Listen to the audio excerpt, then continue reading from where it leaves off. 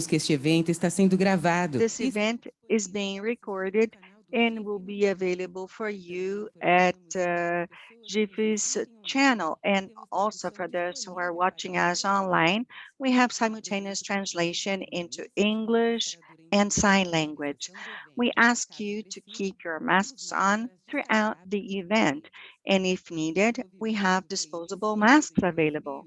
This event in 2011, and for the consecutive year, we have included companies, and we are holding the Black Philanthropy Month, a movement started in 2011 in the US, aiming at giving visibility to the philanthropy of people and Black people organizations for racial equity and social private investments.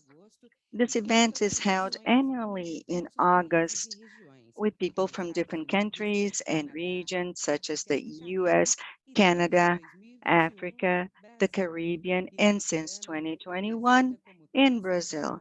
This year, the core topic is the urgency of now, the fierce urgency of now to face the COVID-19 pandemic and its consequences. Aligned to the central topic, the Brazilian event will discuss the Brazilian Black philanthropy with a historic overview of this practice. In this morning's program, we're going to start with a brief greeting from the sponsors and participants of Black Philanthropy 2022. And we will then have a lecture, Black Philanthropy in the 21st Century, Lessons Learned and the Current Challenges, given by Olini Odara, Executive Director and founder of the Aegea Fund. After that, we're going to have a debate panel moderated by Luana Jenner, founder and executive director of the Identidades do Brasil Institute, sharing Brazilian experiences of Black philanthropy with the leadership of different organizations and initiatives. This panel is going to be followed by a Q&A with those who are here with us and also for those who are following us online. We thank our partners, the Unibanco Institute and the Baobá Institute, and Aegea Institute, and also the sponsors of our Black Philanthropy Month.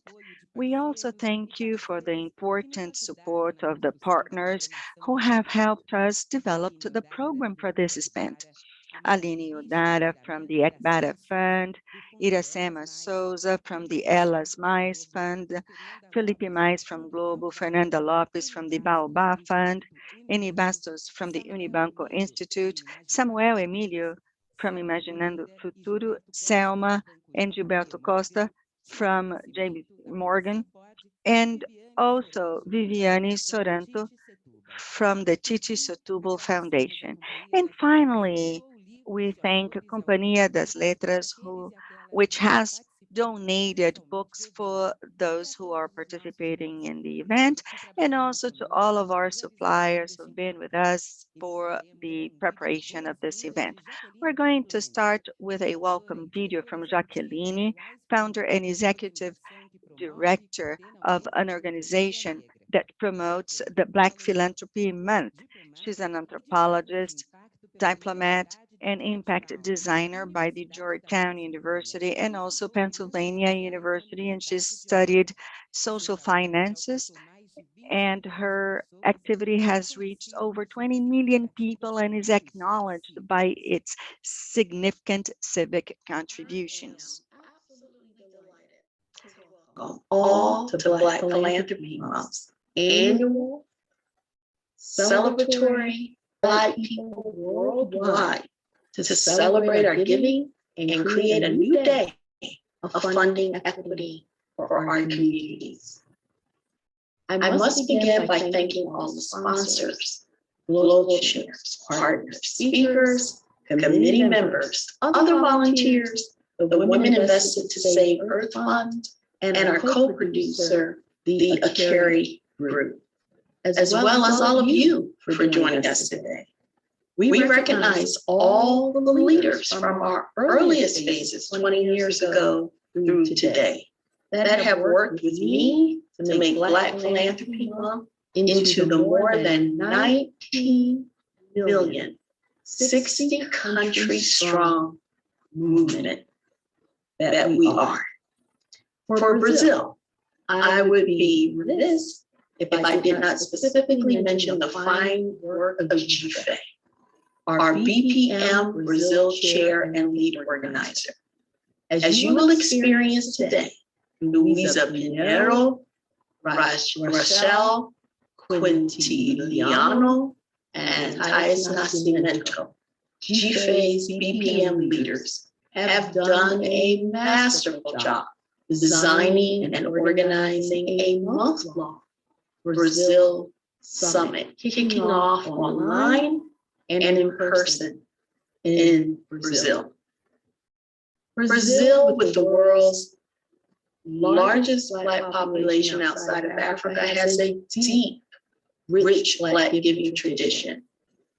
Also, on the flip side of the coin, because of enduring systemic racism, Brazil also has a long way to go towards funding and racial equity.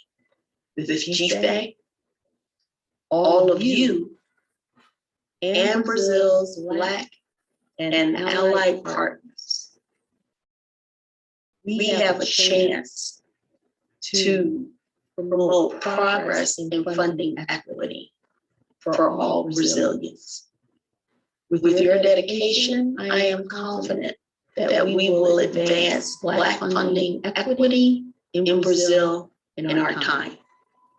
I must also congratulate Aline Odara, Executive Director of Aegea Fundo, Brazil's first and only Black women's philanthropy fund. Also, they're the keynote speaker for your kickoff today of Black Philanthropy. Ms. Odara has the honor of winning Black Philanthropy Month's inaugural Global Black Funding Equity Award, publicly announced just yesterday. The award recognizes the fund's exemplary practice of our movement's 10 Black funding equity principles.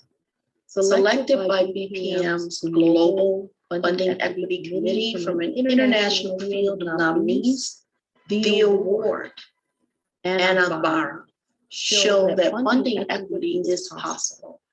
I encourage everyone to learn more about Agbara and support this outstanding organization.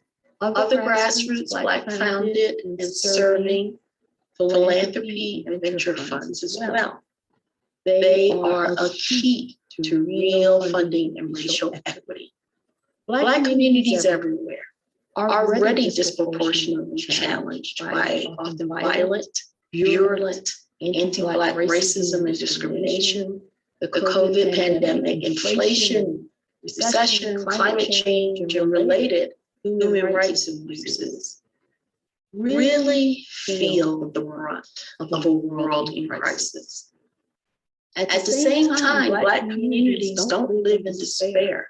As always, we give our time, our talent, our treasure, our voice, ties, and more to help ourselves through hard times and create new opportunities for social progress and justice for all people. Of course, we and our allies, like everyone else, are exhausted as the crises of the times also affect us, not just as leaders, but stress our families, our health, our finances, our energy, and spirits in unprecedented ways in recent times. This year's Black Philanthropy Month theme, Fierce Urgency Now, prizes Martin Luther King's still relevant 1967 reminder that no matter how tired we are, no matter how downtrodden we are, justice cannot wait. Crisis is also an opportunity for constructive change. And those of us with the privilege to lead must find ways to sustain our energy and use this unique historical opportunity to act together and make our dreams of a better world a reality. Racism is a global challenge, not unique to Brazil and rooted in centuries of oppression. To dismantle it in philanthropy and venture funding, we need to face its origins and devote ourselves to real change. And of course, the change starts with you, everyone here today. First step is to transform your mindset to advance funding equity. Remember, no matter your background, that being Black is not just about struggle. It is about joy. It is about our inherent agency as equal human beings to be a force for good.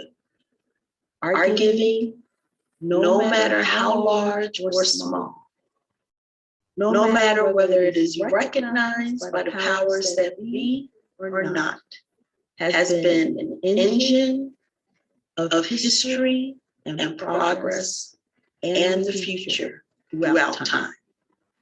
Acknowledge that at the start, persistent inequities in funding we seek to dismantle are a form of anti-Black racism, rooted in false, self-destructive, white supremacist beliefs of inherent Black inferiority that we can never have merit, that our nonprofits and businesses can never measure up.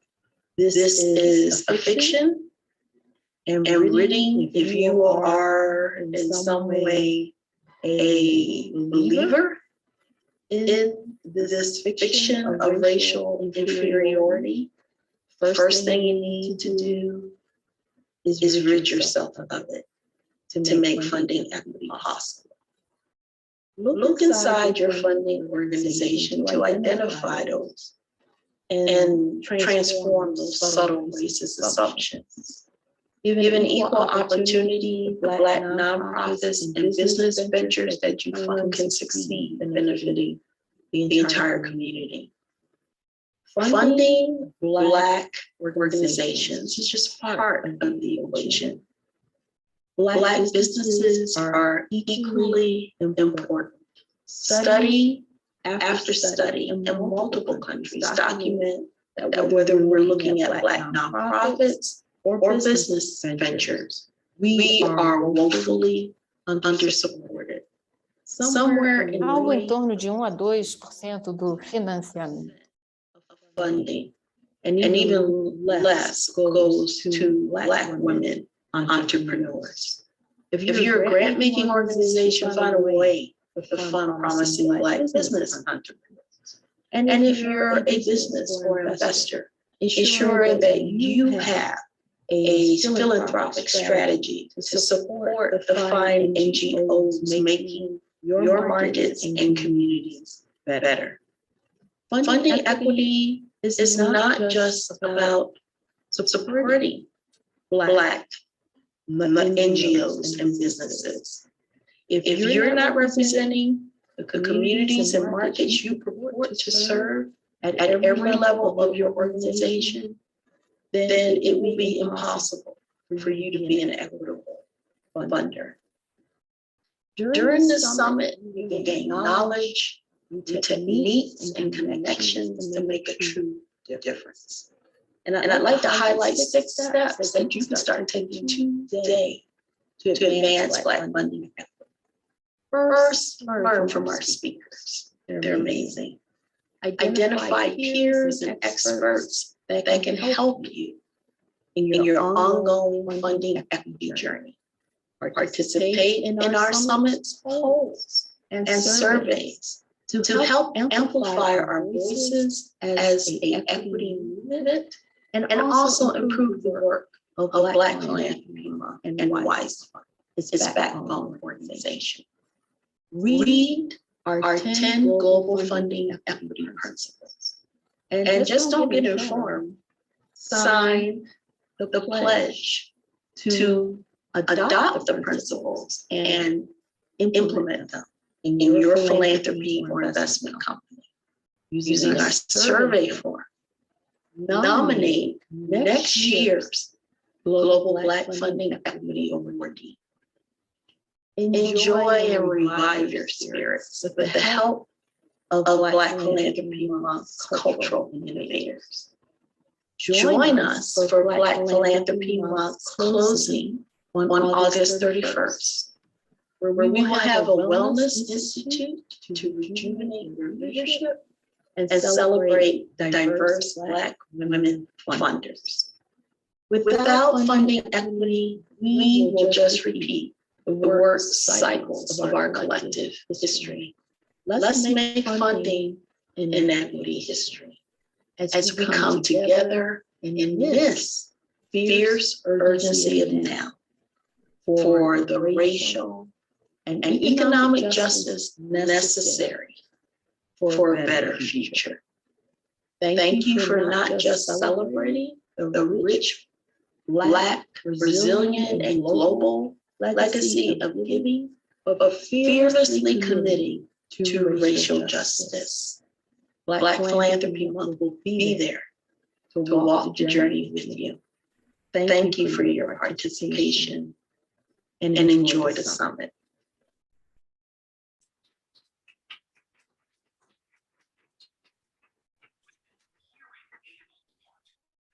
Obrigada, Jack.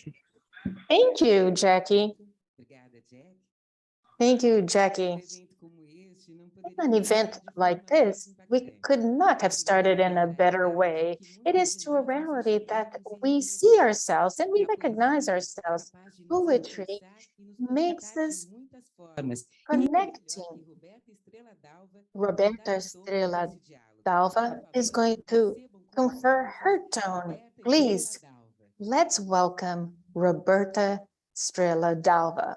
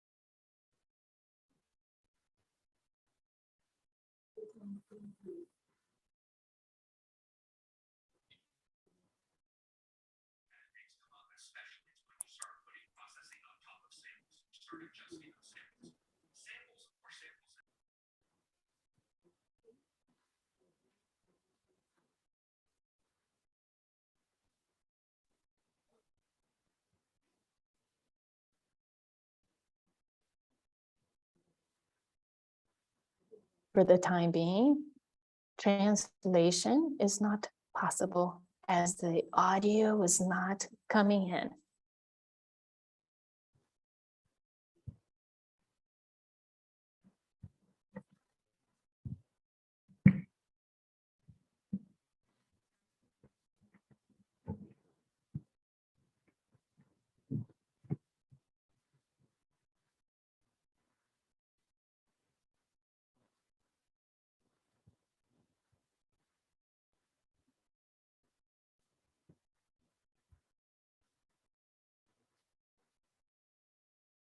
Abrem-se as portas.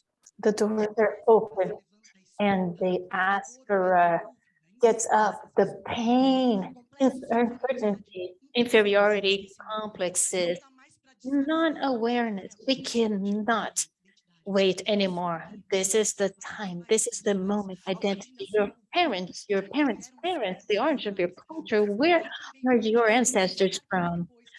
those who came before, teaching those who come after, to activate memory, to give a name to the voice.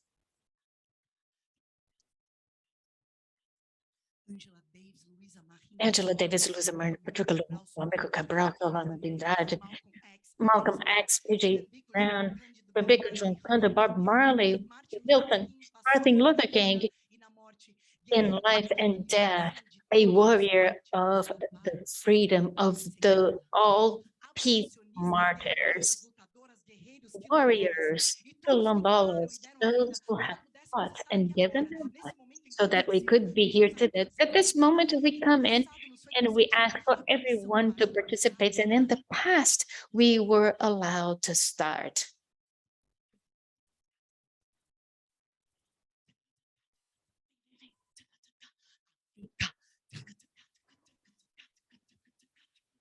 Planto os meus santos, abro o meu canto, me visto I de open my voice.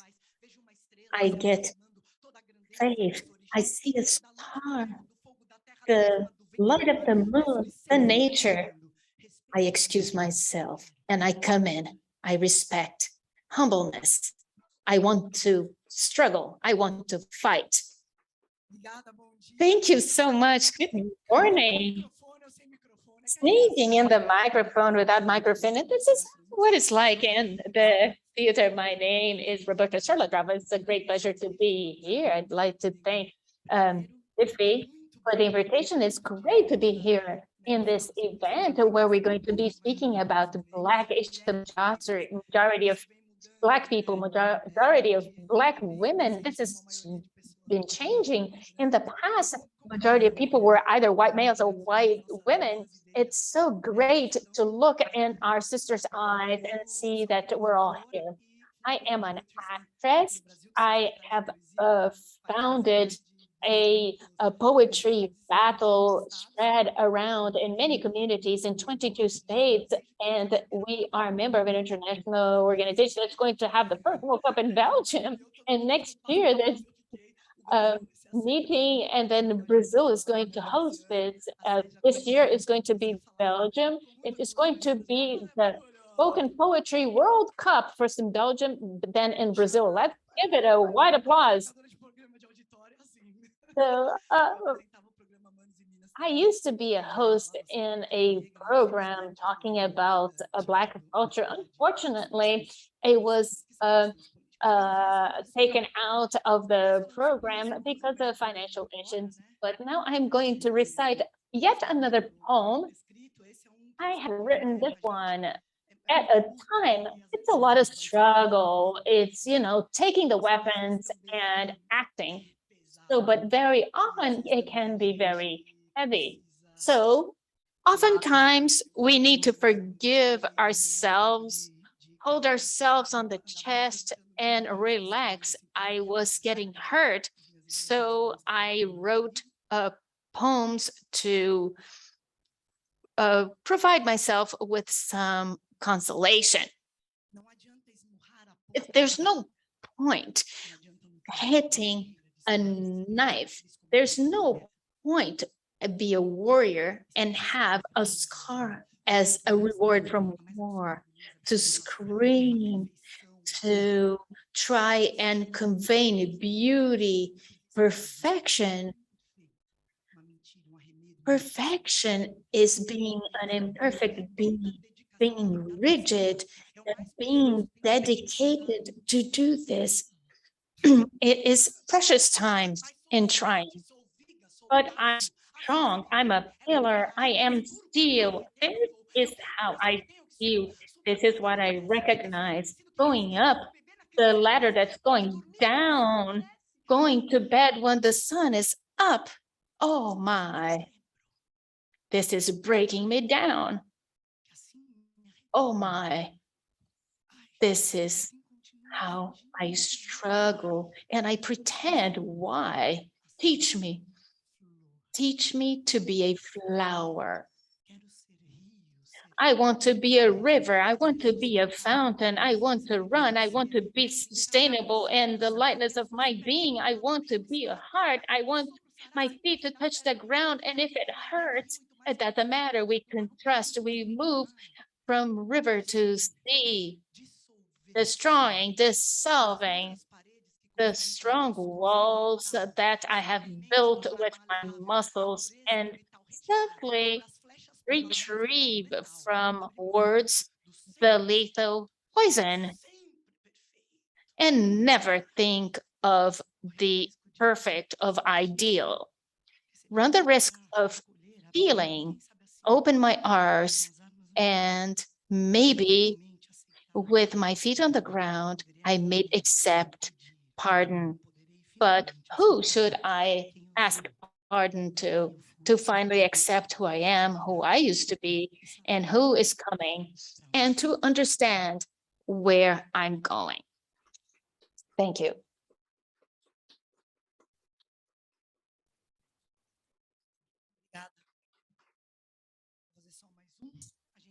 One more.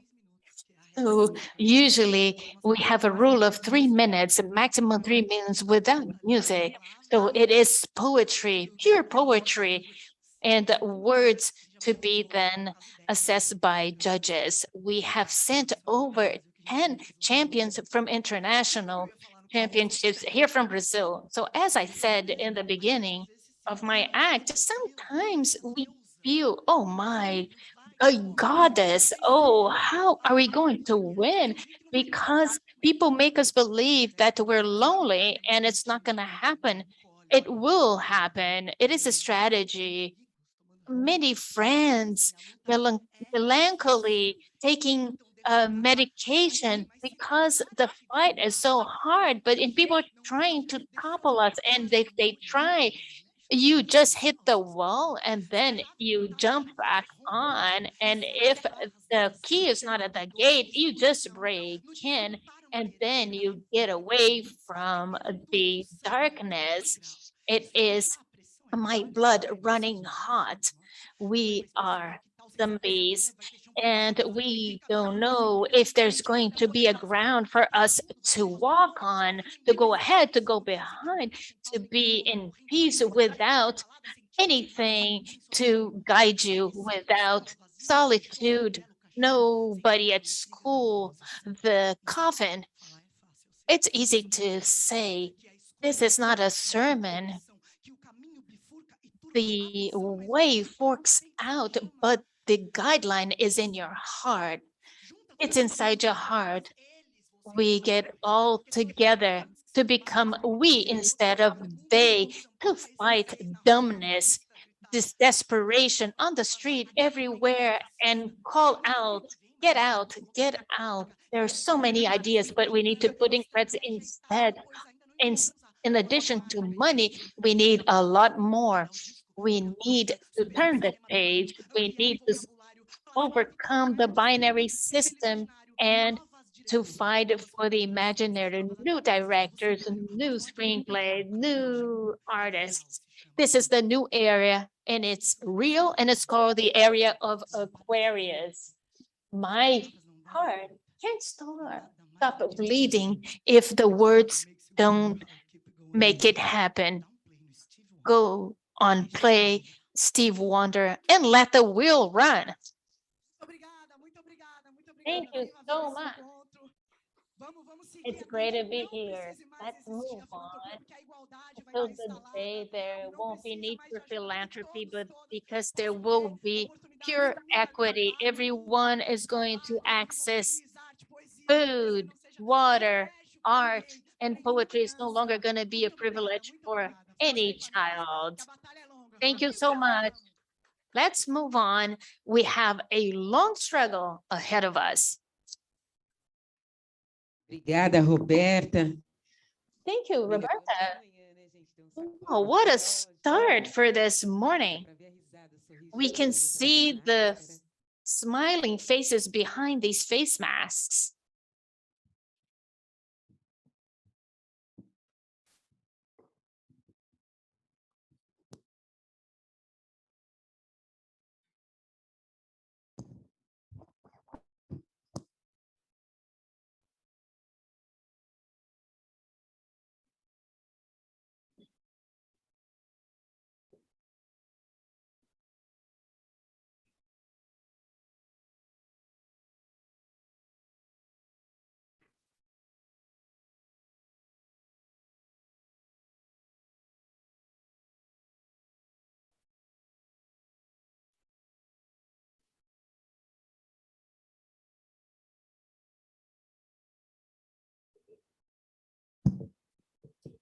Obrigada. Dando Thank you continuidade, so much. To continue with our event, I'd like to invite the economist who used to be Department Chief of Continuous Education, Literacy and Diversity of the Ministry of Education, as well as Secretary of the Ministry of Social Development, when he coordinated the design and implementation of the Bolsa Familia in Rio de Janeiro. He was president of the Urbanism Institute Pereira Pata. Ricardo Henriquez, executive superintendent of the Unibanco Institute, also supporting this event. Go ahead, take the floor. Good morning, everyone, regardless of your gender. It's difficult to speak after Roberta. It's very difficult for me to perform in the same way. Anyway, I'm here to welcome you all. It is a great honor for the Institute to have you all here. This is an open house for the civil society. Giovanni from Baobá Fund knows this. Every time you feel like it, please get in touch. And it is with pleasure that we host as just a vehicle in building bridges in a progressive agenda to transform the world. It is particularly important to us to be here with GIFE. Again, as always, building bridges with so many, Raquel, Cássio, in the context of the Black Philanthropy Month. It is strategic for us to think ways in decolonizing the private social investment, change the agenda, and to create ways of establishing practices, agendas, and who knows, policies that will go against racism to optimize our trajectory of a consistent, coherent, and intense fight in fighting structural racism. And under this agenda have a number of ways of becoming an anti-racism society. For me, as a white male, without being Black myself, the struggle, sometimes we do it right, sometimes we do it wrong, but what's important is to be present in all areas. But this goes beyond from the social private investment. Let's talk about theme justice, over representing punishment on the Black population, assistance in transportation, sanitation. All the elements that are part of our daily lives are marked with the structural racism and for racial inequality that organizes in a bad way our social fact. It's a great pleasure to be here. I'm sure this is going to be a fantastically productive day. So we are going to move on with the agenda, knowing that Black protagonism, we are here as institutes and banks to support you. Under this agenda, there are a number of very strong institutions, and for Unibanco Institute, it's very important to have GIFE conducting the strategy with the elements that we need. Thank you so much, and welcome to this home, our home. We'd like to invite now diversity experts dedicating her life to gender, social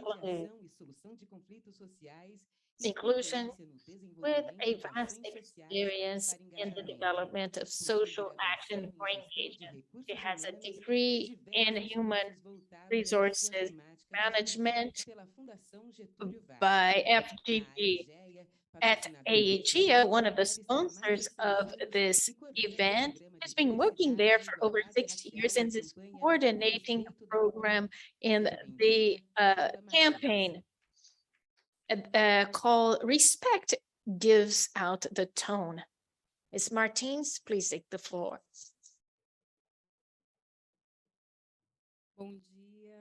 Good morning. Good morning, everyone. My colleagues from Aegea that are also participating in this event online. On behalf of the Aegea Institute, I'd like to thank the GIFE team for the invitation for such a relevant event. For us at Aegea Institute, the racial agenda is taken very seriously. It's extremely relevant to all of us. So we are committed to racial equity through our diversity and racial, which is respect is giving the tone, now celebrating 5 years. We try and commit ourselves and promote and foster discussions on the topic with the participation, support, and the main roles of all our collaborators. We also have a local committee from the campaign conducting in each of the concessionary companies an incredible work. In 2022, we have issued the sustainable title based on goals, including increase from 17% to 27% of Black people in leadership positions in 2030. The fight to racial equity moves our lives at the Institute. It's at the heart of our attitudes. It is our DNA. Congratulations, everyone. Congratulations to my colleagues that are following this event online, and congratulations to all the local committees. And one more, I'd like to thank GIFE for the invitation for this relevant event for us. We take this topic very seriously. We are committed as the Institute to racial equity. Thank you so much.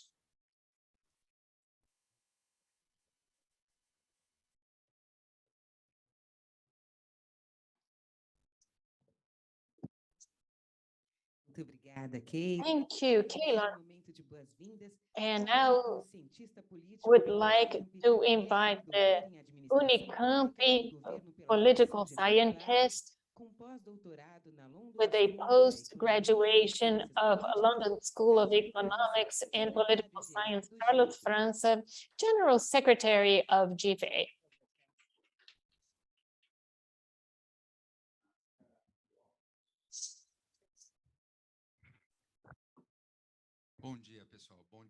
Good morning, everyone. Good morning to everyone who's here in the room. My name is Cássio Francio. I am the GIFE General Secretary at this point in time. I will start by breaking the protocol to a certain extent. I'd like to congratulate and I'd like people to meet Raquel, Thais. Can you please stand up? Luisa, Thais, Andrea. They are doing everything they can for the organization of this event. I'd like to thank you so much. I wanted to publicly recognize your efforts. GIFE is a private social investor platform. We have about 160 associates or members with 5 billion reais per year, according to the GIFE census. So we are facing an incredible challenge. This is a sector that is voicing out the need of racial equity, but doing maybe less than what's enough. This is the main challenge for private social investment in Brazil. We need to do more than what's been done, and the recognition that this has not been enough could maybe mean the first step, because after all, we have had a long history. As we heard Jackie Copeland said, we don't have any time to waste. We have to act. So this is the first premise. GIFE is at a place, and myself as a person of color cannot continue the way my antecessors have done. If I leave the Institute without doing better than my predecessors, I will have failed. So this is my commitment. The agenda cannot be limited to the month of August or the month of November. That would be a mistake on everyone's side, including myself, to GIFE. So we're going to be doing more, and this is our public commitment, and invite and foster our members to do more. This is very important. I also wanted to share 2 or 3 pieces of information regarding philanthropy, and they are very important for our colleagues. Philanthropy, I heard the other day, and I totally agree that it's not synonym to social justice. Associations that work with philanthropy must be aware of that. If we do not include gender and racial issues and also the LGBT community, this is not going to be fair. So the idea that you're making social private investments, is this enough? No, it's not enough. We have to move away from this vision of philanthropy. It's not a synonym of social justice alone.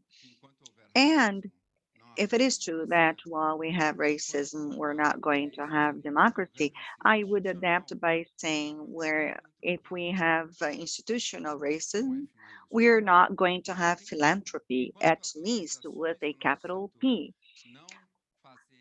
Before our organizations can voice this, we're not going to be able to have philanthropy the way it needs to be. And then finally, so that Raquel can remain as a friend, I'm going to wrap up. The importance of this event is obviously related to our strategic planning and to the topic that we're discussing here today. But beyond that, those who control the past control the present and the future. Black history in this country is to be praised as well, but Black supremacy controls the past based on a different place. And therefore, this is one of the tools we have to control the past, and with that, control the present and the future. So being able to remind the past and putting it in its right place in history is what we want to do today. And this is going to be another seed that we plant. I thank you all for your attention. I wanted to thank Aegea, the Wise Funding, Baobá, our dear Giovanni and Flosses, and my dear Ricardo and Kennedy as well. I have a long-standing history with Ricardo. He's almost like a mentor to me. I really admire him. He's totally committed with this cause. He's a white ally of the first order. He has a voice, but he also does a lot. And we also have Donna here. I am thankful to her, and I hope that this meeting is very positive to us all.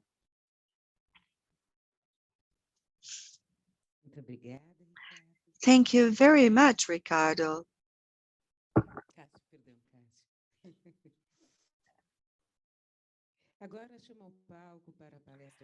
I would now like to invite the social scientist, educational specialist, a lover of Brazilian Afro culture, music, and cook, Aline Odara, Executive Director of the Obara Fund, the first one of Brazilian women in Brazil. And The Aegea Fund was one of the winners of the Global Black Philanthropy and the first global award of a movement that acknowledges practices of Black philanthropy. They scored the highest number of points according to the 10 global principles. Congratulations, Aline, and congratulations, Aegea Fund.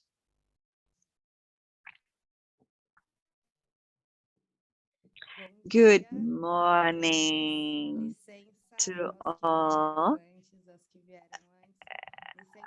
I would like to ask for the blessings of my father Ogum. I'm a bit nervous. I think that after being interviewed by Maja Coutinho yesterday, definitions of being nervous have been updated, but here I am once again, nervous again. But this is it. I have my notes, which will guide me when as I talk to you today. This is an atypical month for me. I had the opportunity to meet with Sueli Carneiro at Latinidades, the largest music festival of Black women in Latin America. And then I talked to Sueli at the end and I said, Sueli, I'm Aline from the Aegea Fund. And she said, oh, the Aegea Fund. Last week, I had an opportunity to talk for almost 2 hours with Giovanni from Baobá as well. And today, this powerful talk by Jacqueline, full of meaning. These are the best awards for us because they have come before. And there's nothing that moves me more than that. I wanted to start by having a, a drum show, but I wanted to start by answering a question that has been asked to me very often in the last few months. So where does the Aegea Fund come from? I'm always asked about this. And it's difficult to have a single answer because we've had so many motivations. At a first look, I understand that Aegea is the result of a time where I had access to economic rights.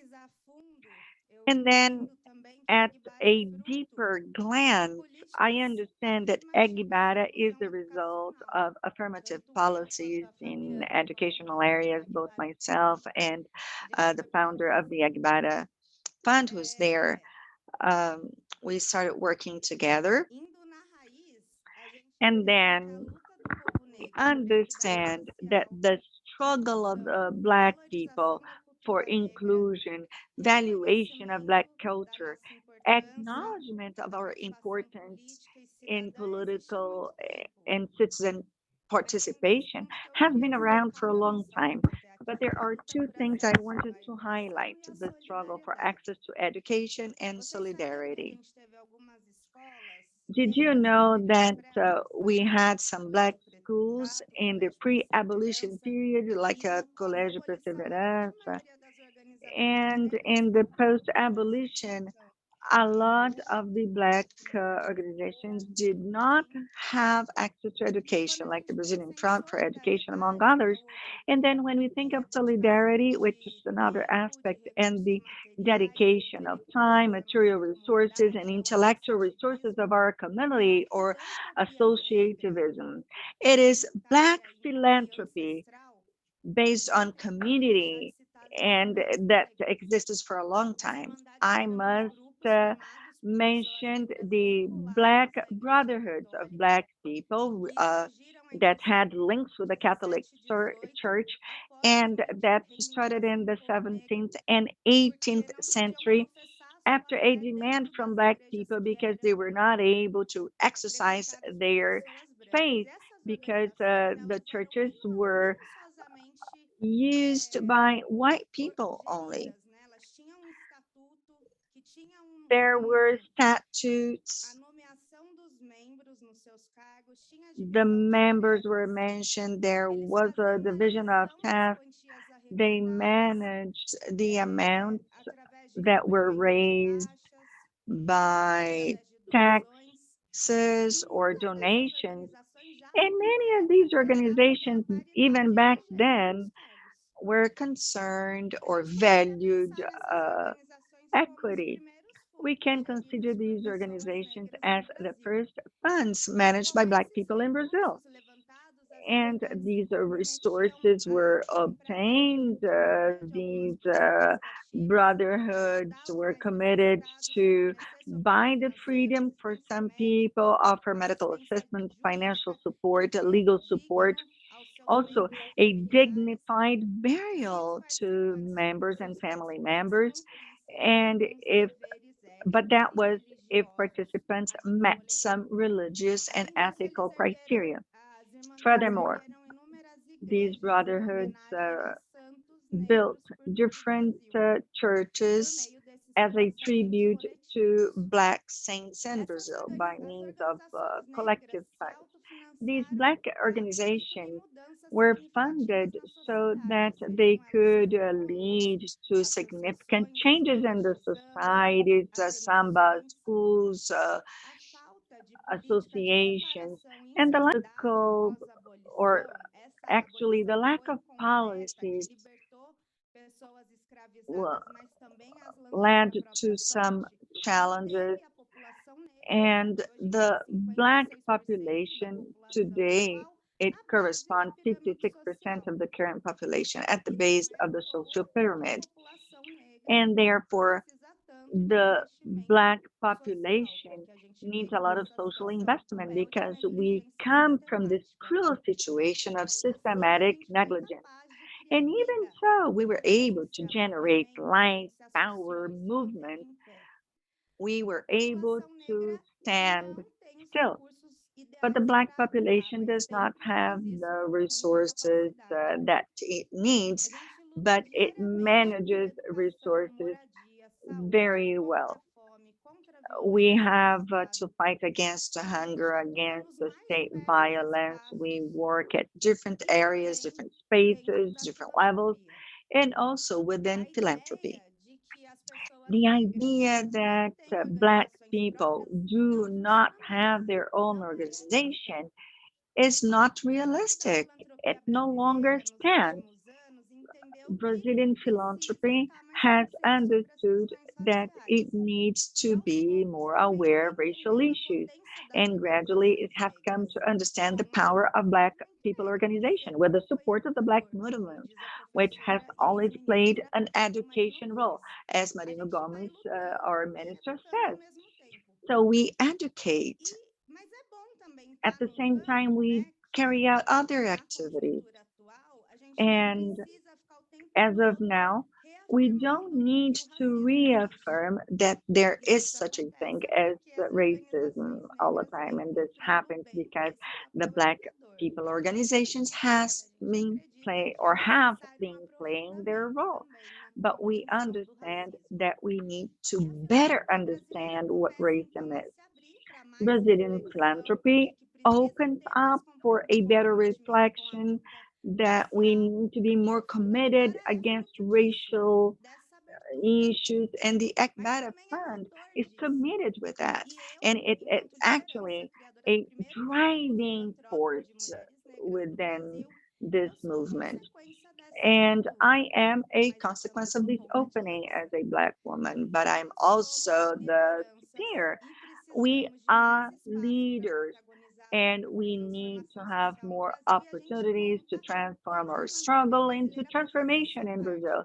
And we count on the Black philanthropy movement to support us. And if you understand that you have a political role to play in this country, you should try to allocate at least part of the resources that are donated into organizations that are led by Black people. It is the Black population that receives these funded actions, the actions that are funded by these investments. And we do believe that the Black population has the capacity to understand the best way to use these resources. We need to have opportunities to occupy decision-making opportunities. We need to democratize access to philanthropic and organized social movements. Black philanthropy in Brazil exists, even though it is not a for, as formal of a movement as it could be. Black women are the largest population group in Brazil. And in 2020, when the fund was created, we had no fund aiming at social justice for Black women. So without really understanding terminology and the field and not knowing that it was impossible, we made it come true. In the middle of the COVID pandemic, which affected everybody, but in special, it affected Black women, we created a circle of donors to support our sisters. Nobody invited us. Nobody opened their doors and told us, come in. Nobody gave us the idea to create the first Black Women Fund. I come from a very simple family. I worked with social education, with popular education, and I've always shared the knowledge with my peers. And surprisingly enough, or maybe it were my God that helped me mobilize capital as well. The Equidade Fund started with donations from students. I coordinated it. And after being ashamed from passing my head around every week, I decided to systematize these small donations. In other words, it's not family-owned capital. It's not my company capital. We try to obtain capital worldwide and distribute it to Black women. We were able to obtain about 2,000 BRL, a little bit more. And this year we were able to obtain more resources, which has allowed us to have an institutional upgrade. We have 20 women who work exclusively for the Equidade Fund. And today we won the Global Fund Equity Award, and we are very happy. I've arrived here just a while ago, and I understand that donating to Black organizations is essential. It's also very important to acknowledge our activities so that we are sustainable in the long run. We must have our own funds to be able to do that. And the only organization or Black organization in Brazil our brothers and sisters, our older ones from the Baobá Fund. And we always learn from them.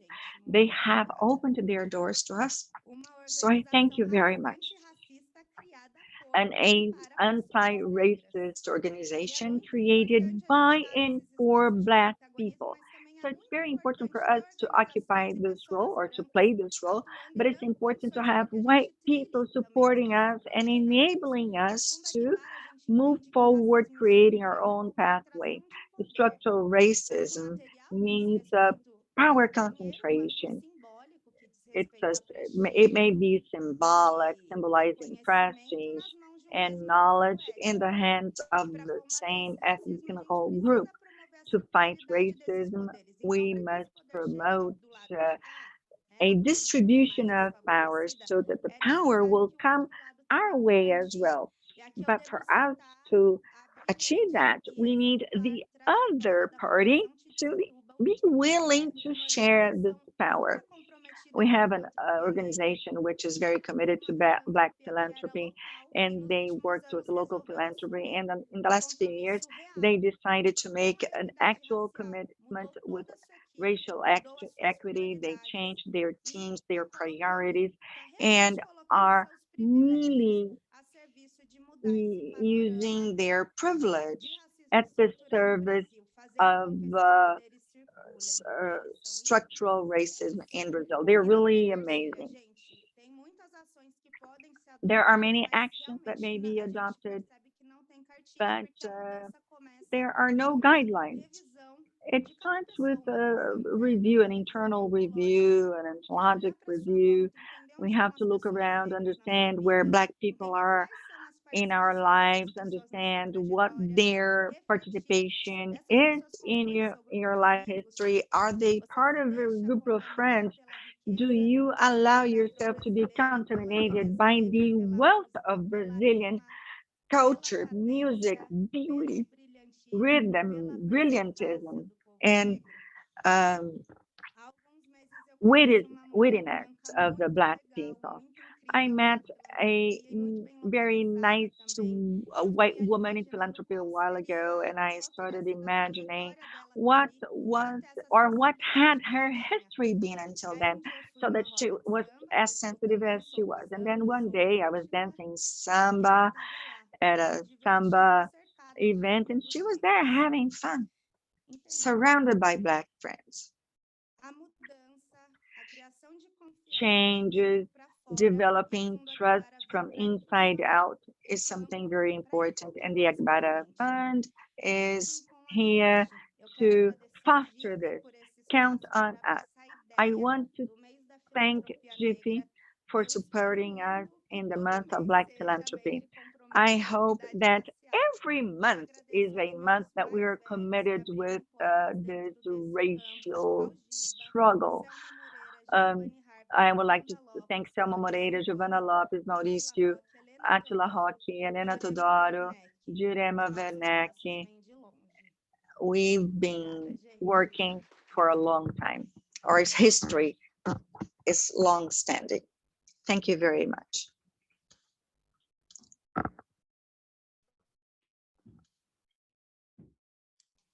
Mais uma vez, Aline, parabéns, muito obrigada.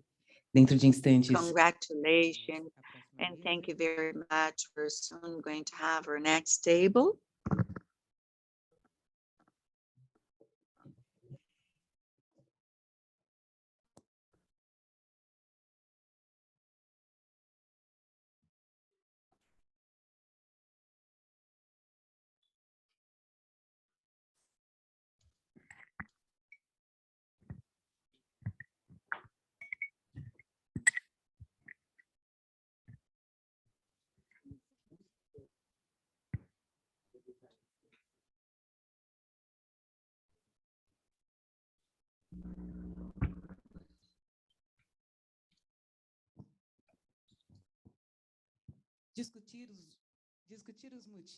Discussing the reasons and strategies of the results pursued by Black philanthropy is essential for us to acknowledge this type of activity linked to democracy, social justice, but it's also essential for us to decolonize philanthropy and social investment as a whole, so that we can rewrite the history of this type of action carried out by many hands. I would now like to invite a columnist of the global newspaper and aiming at racial equity. She won the Jabuti 2020 award. She's a master's in ethical racial relationships. Luana Genor, executive director of the Identidades do Brasil group.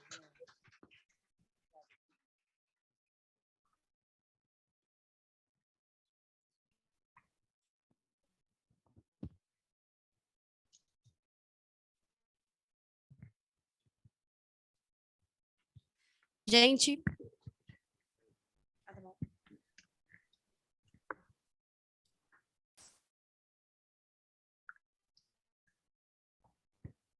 bom dia. Good morning. Have you had coffee? Wow.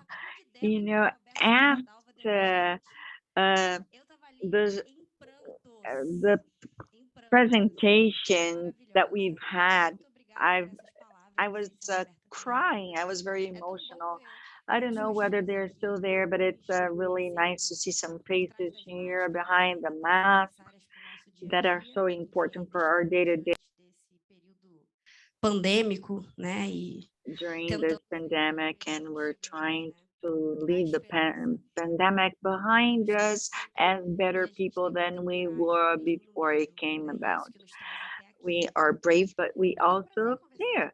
I'm here to talk to you. I wanted to thank GIFE for the invitation, Raquel, Cássio, and the whole team. It is a huge pleasure to be able to talk about Black philanthropy. It's not a new thing, as Aline mentioned. We've been working for a long time together, but we are here to do things in a different way. Before inviting our dear colleagues,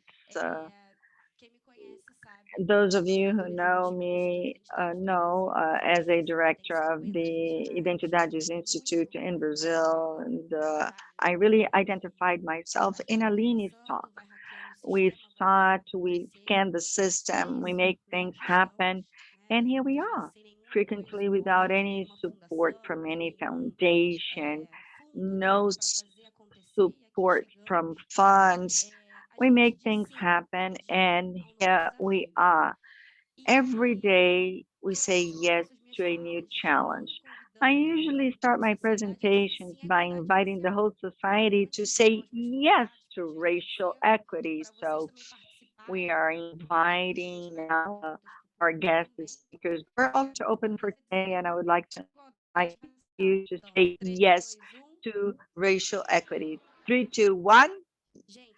So when I asked you about coffee, I really meant it. Let's warm up. It is the month of Black philanthropy. Actually, every month should be the Black philanthropy month. 3, 2, 1. Okay, very good. It's better now. All right.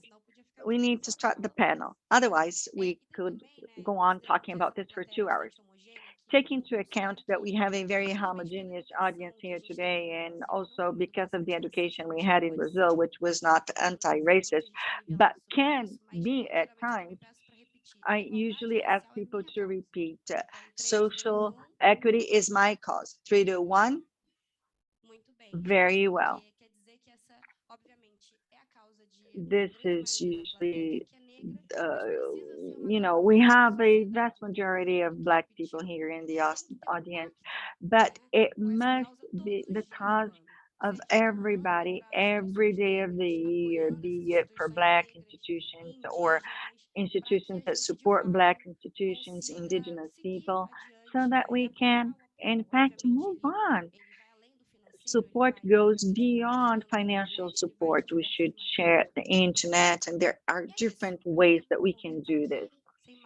There's a lot for us to talk here, and without much further ado, I'd like to invite our dear guest speakers to share the podium with us. And I want to play a game with you. You have to guess. I will describe the person, and you have to tell me who it is. She is a quilombola from Argelim 3. She lives in Quilombo, Morro da Arara, in Sapé do Norte, São Mateus, state of Espírito Santo. She works with social welfare. She wrote the book Quilombola Women and Quilombola Education, Territories, Rights, and she is part of the Black Coalition Towards Right. She is part of the Social Environmental Fund and also Inumeráveis. Who is she? Okay, so a round of applause to Selma, coordinator of the articulation of rural Quilombola women.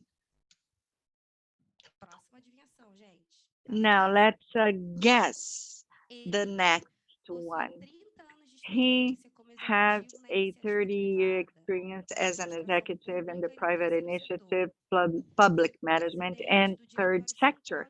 He was president of the student union at the Fluminense Federal University. He works with insurances and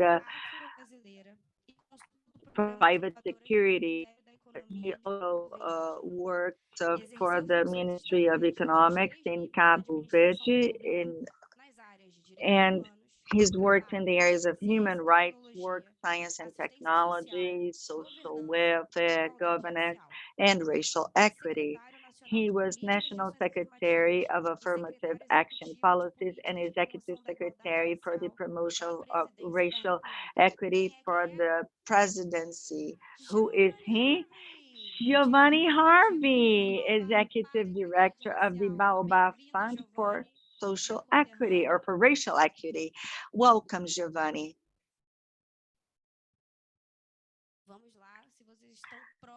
Okay, so now are you ready to guess who the third person is? She has a law degree, an education degree, has an MD in education. She has a PhD in philosophy, a postgraduate course in compared history. She's an investigator, a researcher of history and Brazilian African culture, Samba schools, religions, and spiritualities with an African matrix. She also works with sexuality, reproduction, has published different books, among them Myths and Spirituality, and Martinho da Vila, Reflections on the Mirror. She's the coordinator of the Carnaval group of IFCS in Rio, and she's also responsible for the 2022 Samba School song. Who is she? Helena Teodoro, president of the Elas Mais Fund Board. Que mesa, gente. Tô sem. What a panel. I'm out of breath. It's incredible. The experience at this panel, incredible. There's a message here. Unfortunately, we have received information that Zelita Sampaio from the Our Lady of Good Death and Mauricio Rocha from Institute Plural Feminism will not be able to attend this session this morning, but we are thinking of them and we will move on continuing to discuss this great topic under this great panel. I'm going to start by asking PhD Helena Teodoro a question about the context of Black philanthropy here in Brazil. As we understand philanthropy today has limited reach. We heard Ricardo, Aline, Cassio. Usually when we think about philanthropy, we usually think of the philanthropy of institute conducted by large companies or wealthy families, usually conducted by white people. It usually doesn't take into account other models, such as the one Aline mentions, that actually are run by Black people. GIFE has worked with this, with mobilizing systematically of private resources for generating public good. You are also part of the third sector in the decision committee of the Elas Fund. Do you think that the GIFE method contemplates current philosophy of Black philanthropy? What visions of the world guide Black philanthropy? Can you elaborate on this?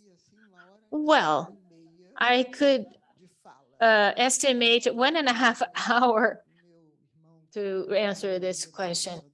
When André, my brother and colleague, says that philanthropy has to be based on love and looking the other as someone who has the same rights as you have.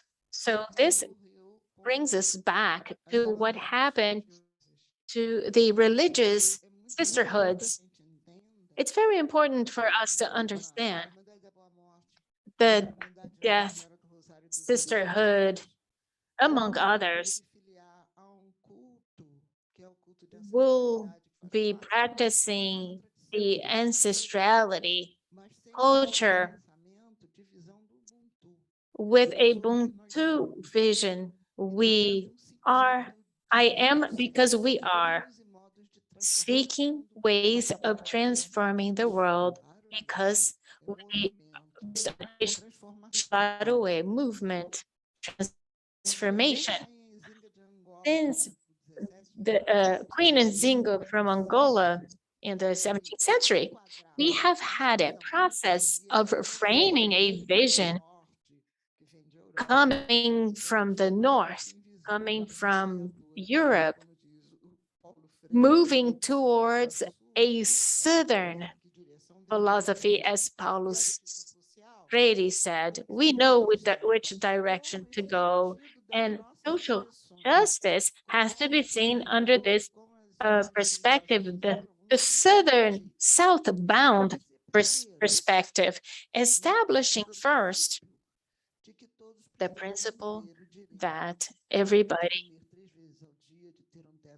has to have the right to eat 3 times a day, to have shelter over our heads, and to have a territory to be built and preserved. Because in fact, we are the territory in which we live. We are the air, the water, we are fire. So these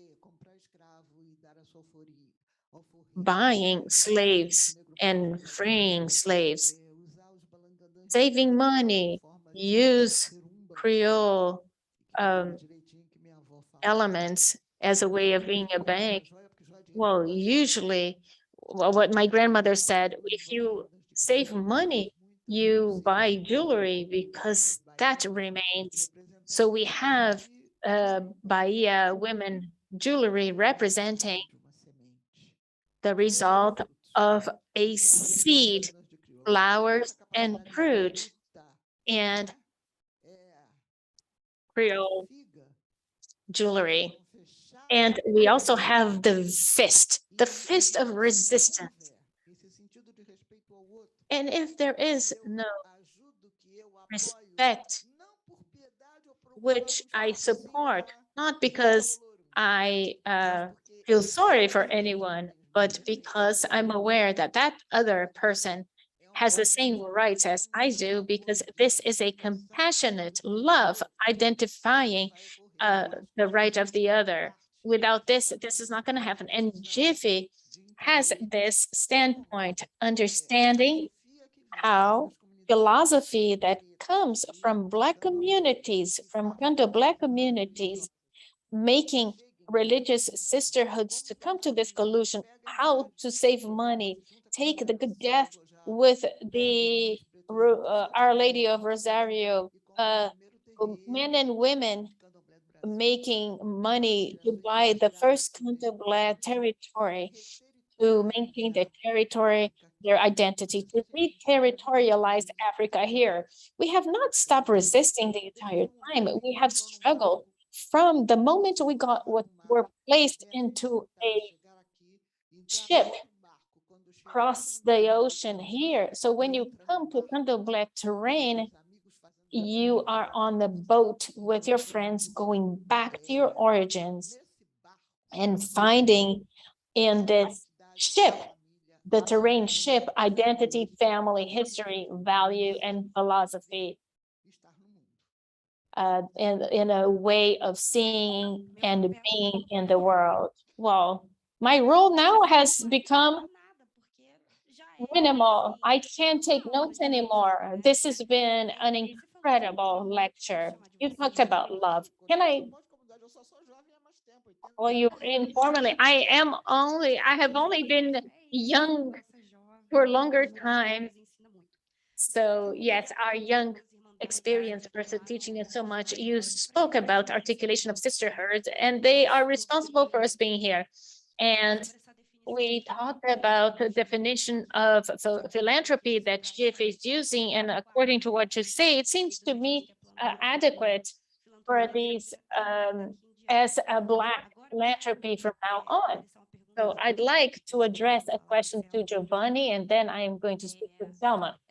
So this is a question that I ask myself when I move in and out of the third sector, which is this most recent wave of institutes, foundations, engagement in the anti-racist agenda. According to the candidate side, donations to this cause went from 185 million 2018 to 2019 to 3.3 billion just in 2020.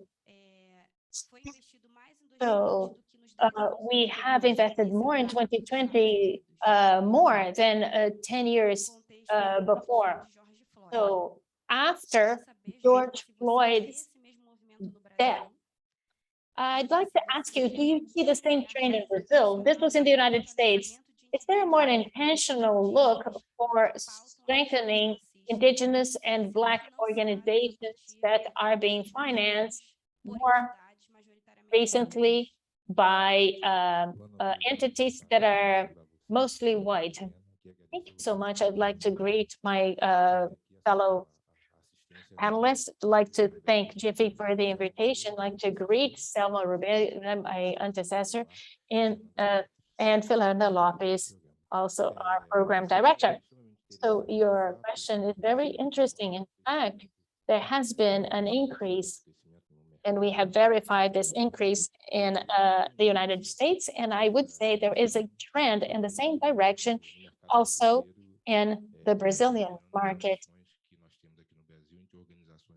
because this is a reflection of the partnerships we have in Brazil related to Black philanthropy and financing and partnerships, etc. So we try and qualify the investment. Katsu was very right when he opened this session, when he made the difference between philanthropy and social justice. The act of donating may be a tool for maintaining the status quo. So not all donation will have as a goal to create the conditions to overcome inequalities. It can be a way of reducing social tension. We at the Baobá institution, we have a mission that's completely different from this.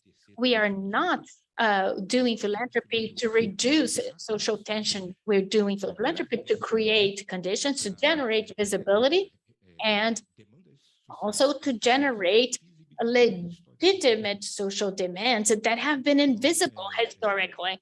So there is a trend, but I think it's very important that the philanthropic agents, executives in companies that want to have a private social investment with racial related topics, they need to study more to qualify their investment so that in fact the investment may result in changing the power relations we have in Brazil, and not to maintain and reinforce stereotypes that very often transfer to Black people, as if we could solve this in individual trajectories to solutions of structural issues that will not have a solution from day to night. The perspective of resolving with this agenda, it is a decade-old effort. Henrique's Aegea researcher in the 1990s carried out a study. He has left the room now. Edson Cardoso had led the Black Movement March in Brasilia. At the time, Fernando Ricardo was the president of Brazil, and he received the Black Committee and recognized that Brazil was a racist country and that we needed to have affirmative action. And then Ricardo, as a Unibanco researcher, carried out a study showing that if we did not take important action only in 2,520 with the same universities, we would have some degree of symmetry between indicators between white and Black people. So philanthropy should not fall into the trap that universal donations are going to actually solve the racial, just because there is an ethnic or Black or African stamp or LGBTQ plus or women empowerment. Thank you.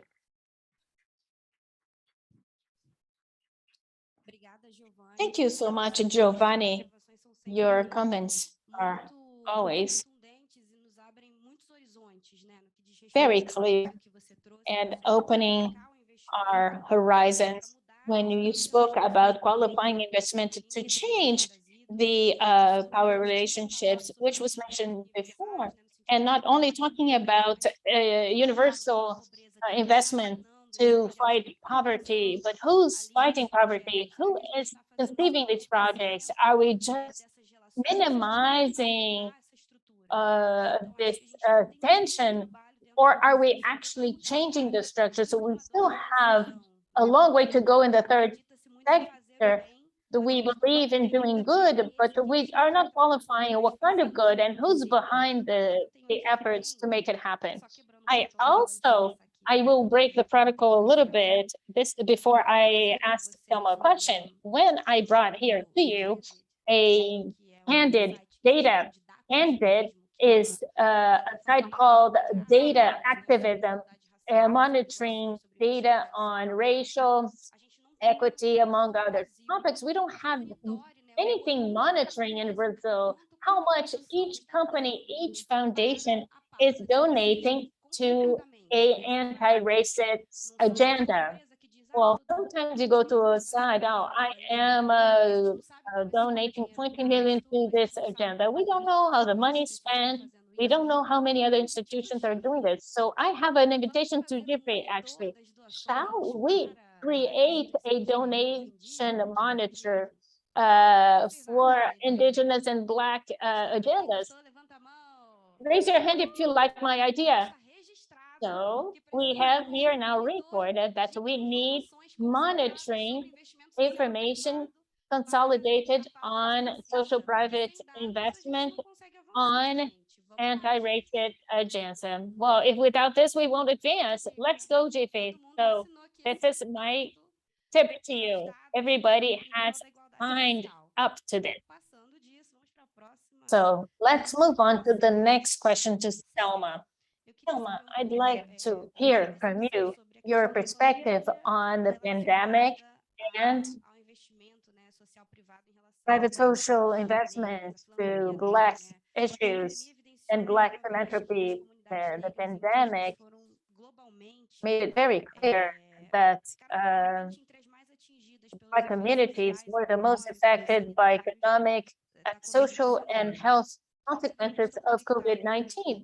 This is obviously connected to inequality, structural inequality, as closer to grassroots, the base, the more the suffering, violence, George Floyd, John Alberto, George Floyd in America, John Alberto here in Brazil. Here in Brazil, this happens every 23 minutes, reinforce the need to struggle for making Indigenous and Black people matter. Effects of climate change, extreme weather events, problems with security and so on, usually affect more Black and Indigenous communities. So given these current challenges, the topic of Black philanthropy this year is how to strengthen Black philanthropy in Brazil. I'd like to know how we can, in fact, strengthen Black philanthropy in Brazil so that it will receive and respond to urgencies now, but also looking into the long term. Well, good morning, everyone, regardless of your gender. Thank you so much, Luanda. I'd like to greet my fellow panelists. I'd like to confess that we have a preparatory meeting with Raquel. I'd like to greet the whole team, Lu, Jiffy, Katsu, who I didn't know from before, Fernando. I can see very known faces here. Thelma, same name as I have. So, Helena, talking about philanthropy, and then I'm thinking here, what are you talking about? What were you talking about during the philanthropy meeting? The term was repeated many times. So then I Googled it. I Googled philanthropy, great love to humanity, generosity to others, generosity, charity, helping the other. So this is the overall definition. And where do us quilombolas come in when it comes to philanthropy? Giovanni and PhD Elena and you, they maybe answer this more adequately. In the field, the water, the forest, how do we come into philanthropy space? I think white entities have also dominated the quilombola agenda. It took us a long time to break out. I have to be careful what I say, not to generate any problems. So that we have to take the stage as main characters. Although we act as a main characters under control. So to be very honest, I became very confused. And I confused that with social justice. And Giovanni said that that's not it. So then I became even more confused. So what I can say to you, we're talking about over 1,000 quilombola communities in Brazil and 24 states. And if they don't decide for 100-year confidentiality, we are now going to be counted now in August in the census. You need to declare yourself Black, Indigenous. The basis need to be declared. So this is going to be mapped out by the census, population census. That's going to happen now. So where do we see ourselves in philanthropy? And then, as I heard, you say things that sometimes help, but sometimes makes it confusing. That Palmares Quilombo would be an example of philanthropy. Is that right? We need to become more quilombola. When you talk about philosophy, you are the representation what real philanthropy is. We need to become quilombolas. What Quilombo do, they look at indigenous people, Black people, anybody as an equal, somebody who deserves respect, love, looking after territory, struggling to overcome obstacles with common goals. So we need to make the world more of a Quilombo.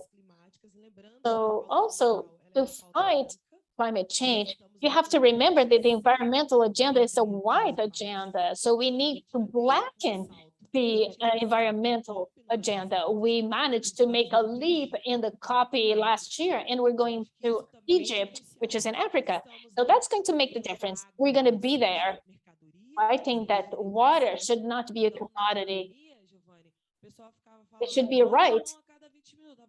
During the pandemic, people say every 20 minutes you have to wash your hands. How are people going to wash their hands if they don't have access to water? So I believe that quilombos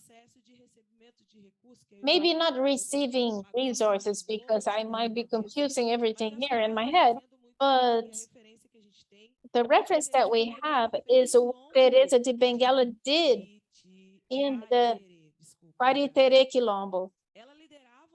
She was the leader of a Quilombo that showed to us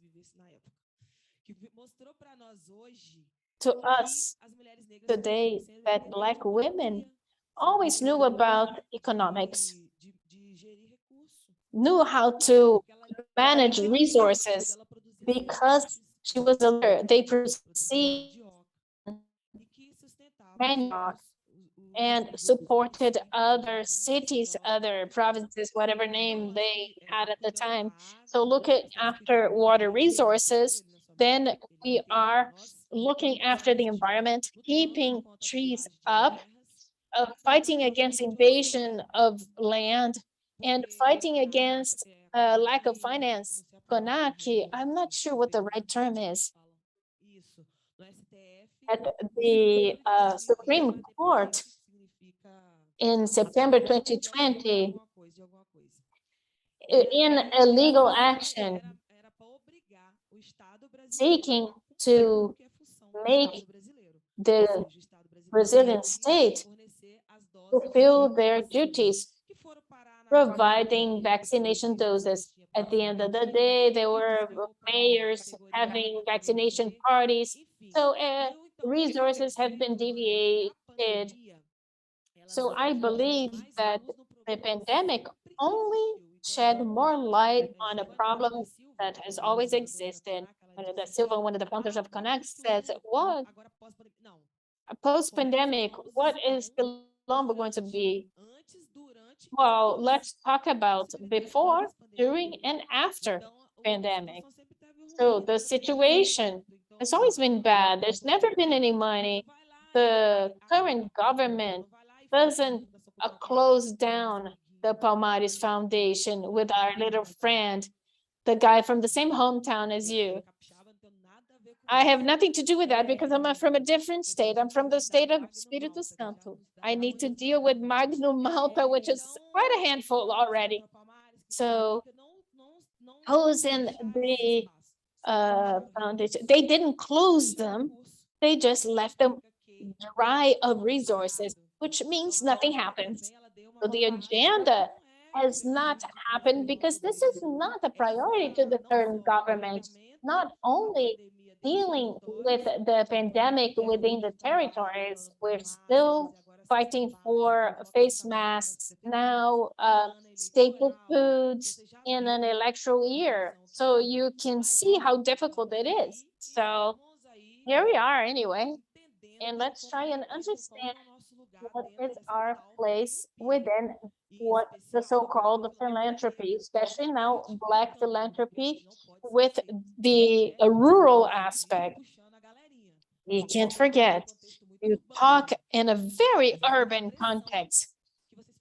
I have the impression that you're talking about Colombo because it's a nice word. You forget the context that are Black people in the forest, in the water, and in rural areas. If you don't unify the discourse beyond urban areas, including Black people that are not in urban centers, it's going to be difficult to start up talking about philanthropy or whatever topic you want to choose.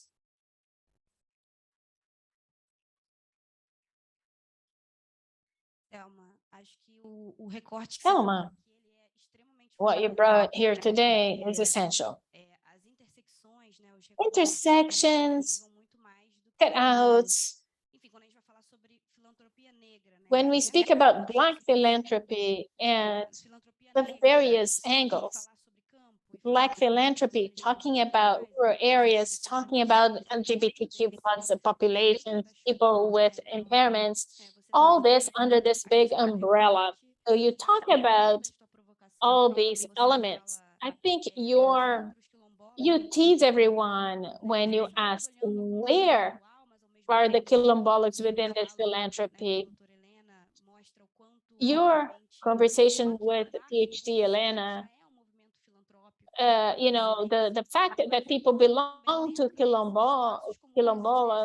quilombos is in itself a movement, but we need to look in a more intentional way to the quilombola communities when it comes to budgets and distributing resources. That's not going to be completely universal, like Giovanni said. Well, let's talk about Black philanthropy or philanthropy in general terms, but where is the financing resources to going to all the populations, the various populations? This is a very important debate.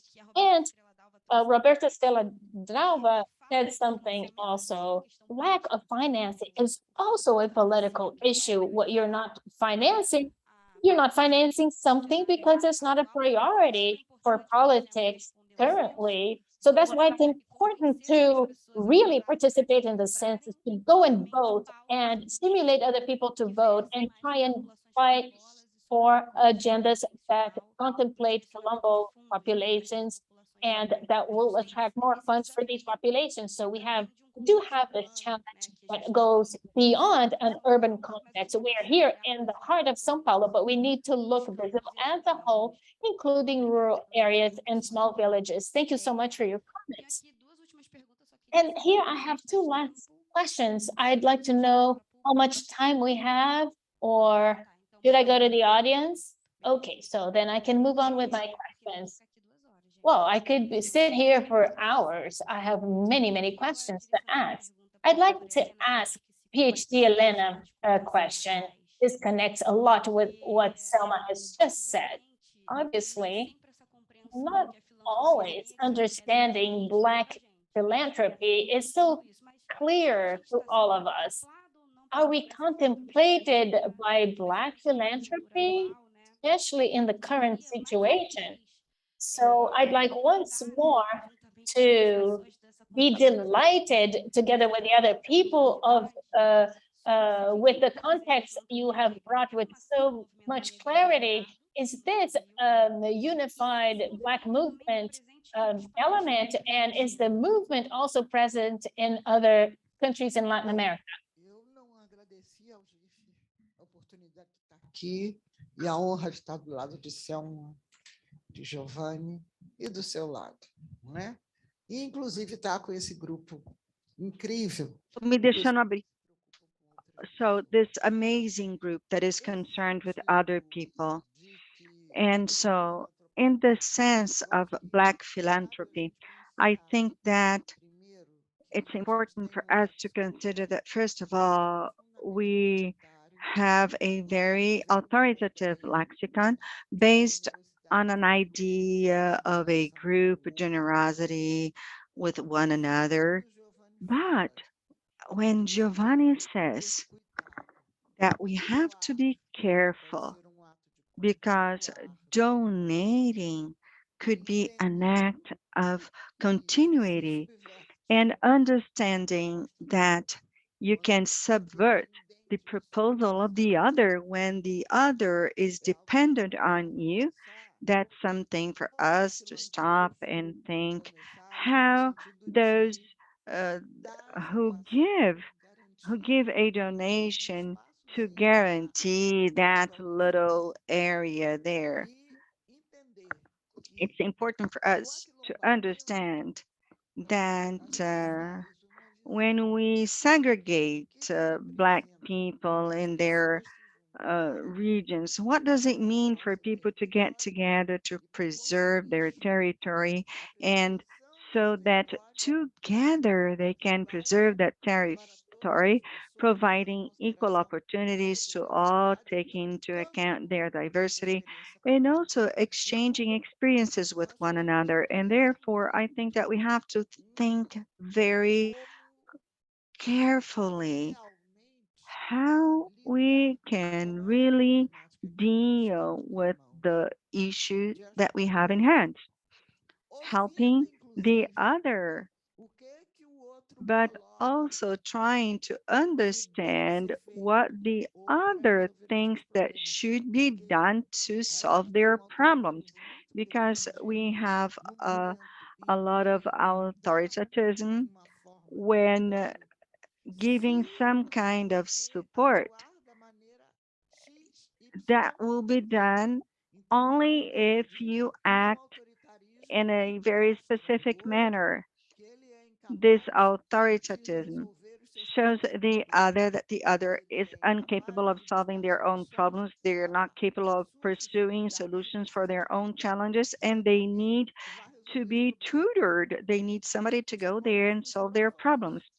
The Quilombo communities show us that they can give working conditions and self-sustainability to the whole community that works together. They respect one another, and they accumulate their own productions by separating what is really necessary for their own livelihood and what can be given and what can be sold, having a reserve fund. These Quilombo communities give us a very important lesson, and we can see that according to the Constitution, the Black movement and part of these movements in the main decision makings of this country, the Black community has provided solutions that are incorporated by other people, and then the movement becomes invisible.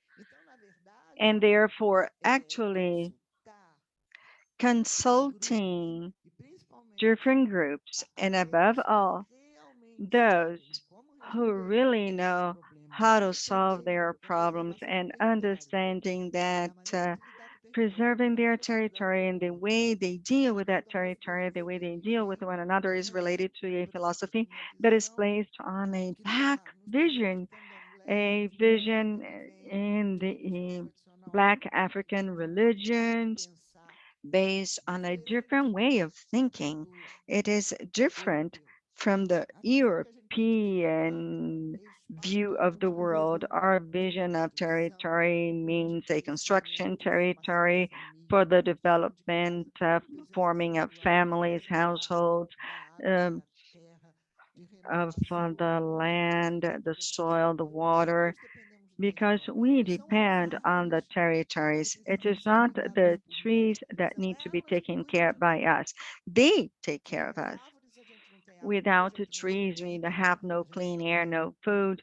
Without the trees, we have no homes. We have no clothing, no shade.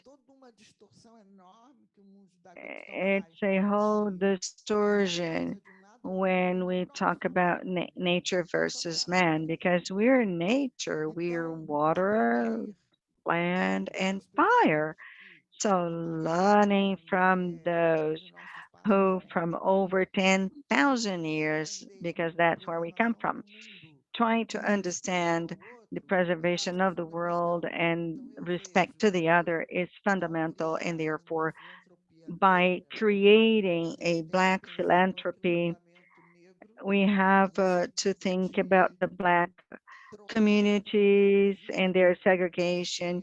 It's important for us to exchange ideas and experiences and find out how they think we should spend the return we're giving to a right that they're entitled to, because we are the ones who built the houses in these countries. We paved the roads, we provided silver, gold, diamonds, we planted rice, we took care of cattle. This nation is only going to be transformed into a two nation if we take Black people into account, because we cannot give up on it. We are over 60% of this population, and this country was built by us, and we do not enjoy the benefits that were generated by our technology that dates back thousands of years. They don't even give us the right to know where we come from, who we are. What African countries are those who have collaborated? What is the difference of a Quilombo community in Alagoas to another one in Porto Alegre? What African countries are involved in the communities in the north of Brazil and the south? Why is it Angola in Rio? What is the samba in Rio, which is a combination of Nigeria and Angola, Quito and Banto? We don't know anything about ourselves. And so it's about time that we understood that this education process we have actually erases everything. And in fact, it has to do with the preservation of power of another who is proud to know where they come from, who their grandparents are, their families, great grandparents, with their names, last names. But what about us? Where do we come from? And therefore, to better understand Black philanthropy, we have to understand the Black communities, our ancestrals, our history, our know-how, because that is what gave life and money to this country. And therefore, nothing would be fairer than returning these rights and these benefits to those who have produced it. If you remove the Black community population from the world, man wouldn't have even reached the moon. We wouldn't have no refrigerator, no um, appliances, not even a computer, because Ogun decides those things. and therefore I must be thankful to my gods, my African gods, to the Quilombola communities, so that we can better understand, because we have to think of academic lessons learned, but we also have to take into account what comes from Africa, what comes from South America, and what this implies.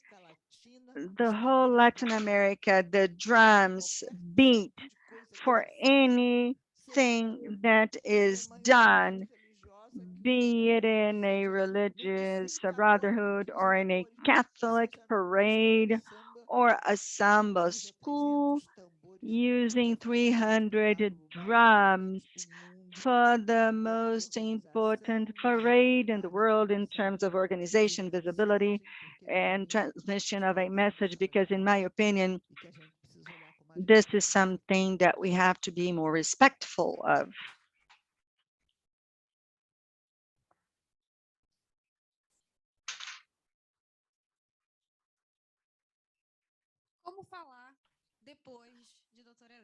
How can we talk after Helena?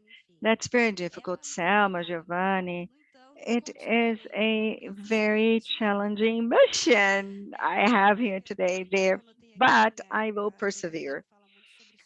Helena talks about uh, this surveillance of thinking.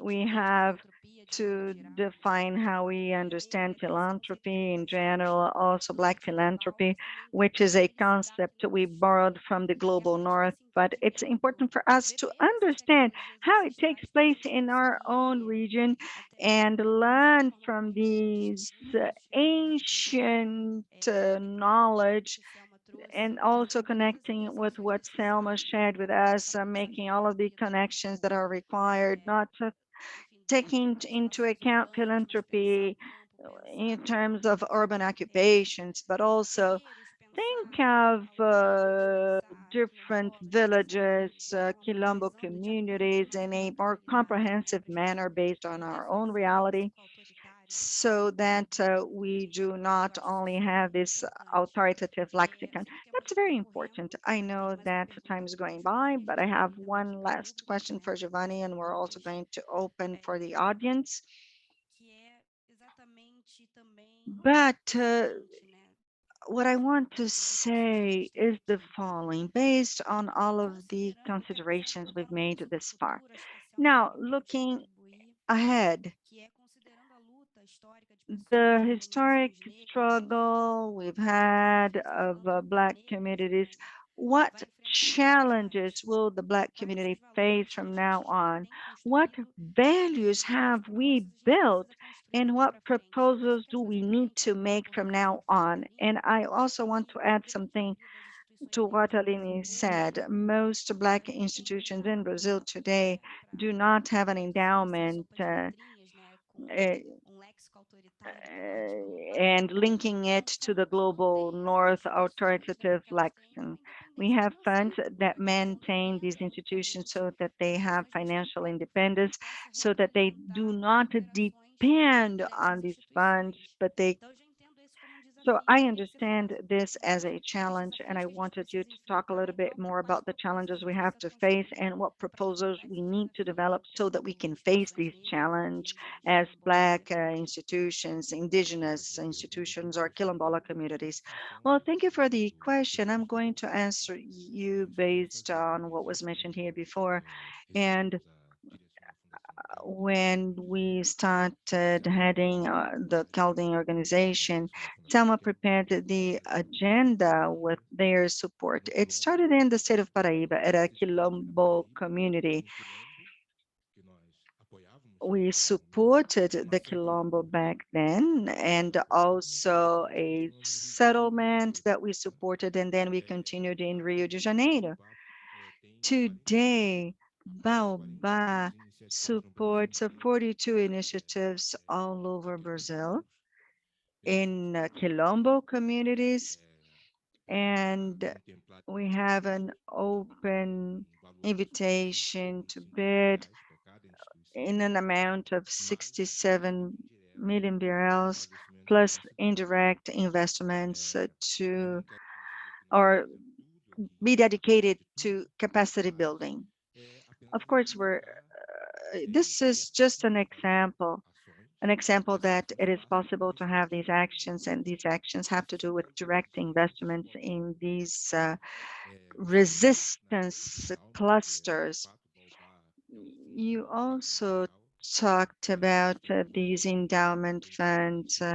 Today we have 75 million BRL.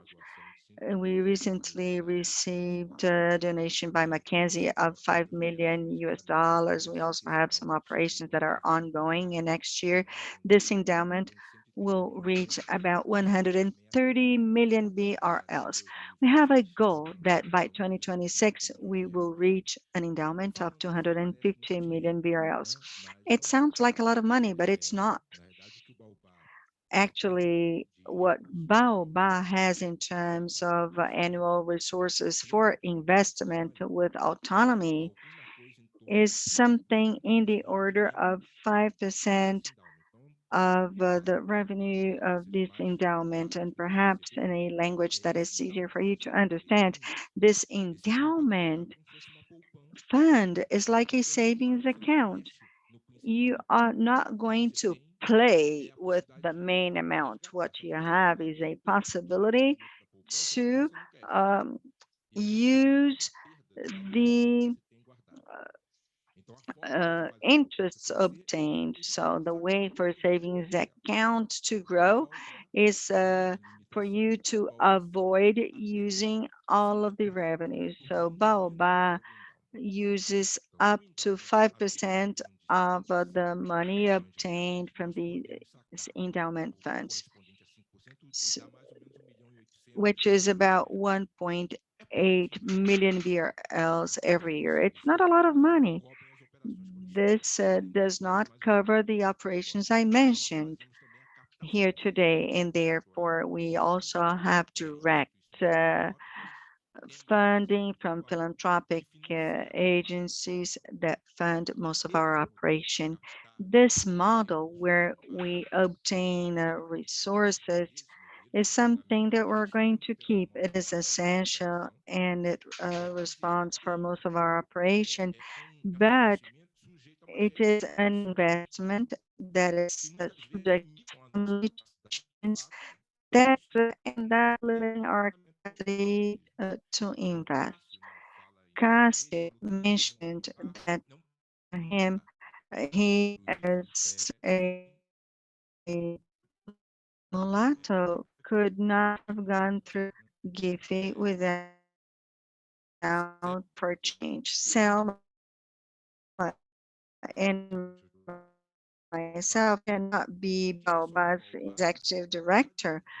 We because if Baobá does not fund the struggle against racism, we won't be meeting our goals. So our objective is to have an increase in our endowment. Cardoso is a member of our board. It is headed by Canedo. In our last meeting, I proposed that we have a collegiate including Black people, and they would decide what we should do with the money. Okay, we have Rebecca. She's not a Black woman. We have Lázaro, who's a Black man.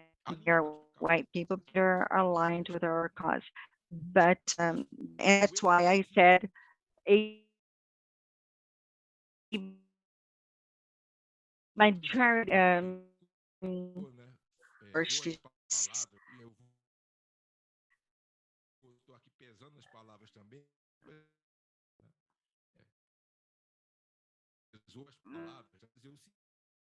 stop pretending that we're happy. Nobody here, anybody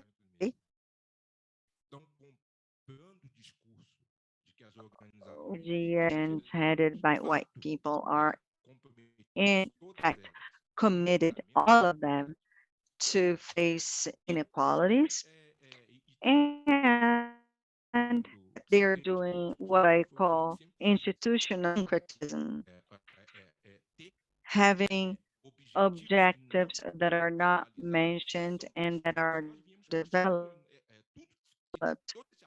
So the whole framework that we have today was developed like this. So they are not, they don't fool us, and the funders know that we will try to have this agenda complied with. So we have to stop playing this game. We have to have an open discussion and agree upon what we're really going to do to overcome the challenges we have in Brazil nowadays, which is having the initiative to establish agreement. So what are we going to agree on for the next 5 years or the next 10 years? And these agreements can be intra-institutional. In other words, some companies are taking the initiative to do that. I can give you some examples. Magazine Luiza made an important initiative. It was not a legal decision. GIFE made a decision as well, and we are happy with that. And therefore, we have to announce what we're going to do. It can no longer be something that we expect to be spontaneous or that the government is going to make a decision. We can no longer wait. And each one of us can give our opinion. And I think that it's legitimate for us to try to do this so that we can really face these issues and not pretend that we're being not being fooled. Either we face it openly or we don't, because also saying that we're trying but we don't know how, and things go on, and then we have a report. We have had advances in the gender issues, but we have not had any advances in racial issues or Black people issues. Well, why haven't we advanced? Because we have had internal limitations that did not allow us to do that.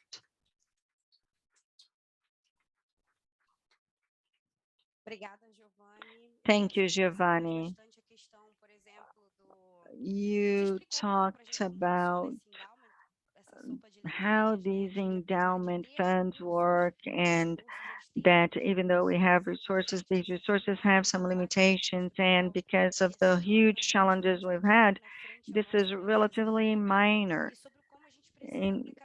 And also about how we need to participate more and more and have agreements among ourselves so that we can in fact face this issue with a distribution of resources, taking into account all of the different specificities that our populations and the indigenous population in the South.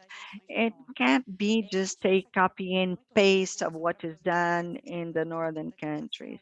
Also, I wanted to ask Selma another question.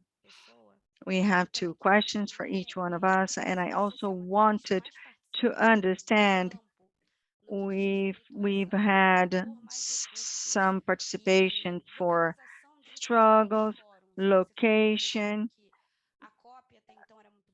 or about the need to have a copy to Egypt so that we can think in a better way with more participation. So when I ask about participation, yesterday we were talking to Ayrton. He's an important indigenous leader, and he said that one of the main achievements we've had as a generation, and I wanted to know if you agree, is that we have gradually delegated the last to the government and to the need of resolutions of the main problems, and also having more and more individuals or the youth in the fields trying to get organized so that they can decide how to do things. So I wanted to understand how this takes place going beyond what we're doing here. Well, I've seen Dr. Juliana Souza, Maite. I think that the main issue for us would be to separate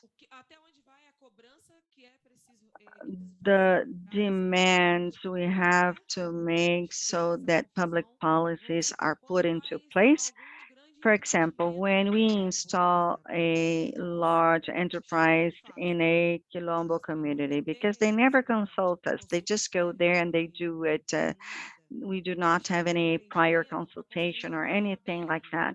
So they want to build a road, for example, now in Maranhão, where 111 Quilombo communities will be destroyed so that we can expand the road, the existing road there, because they have decided to build roads inside the Quilombo communities.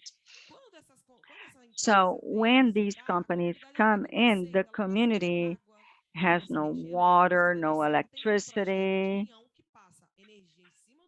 and then they have electricity in the Quilombo community, and they do not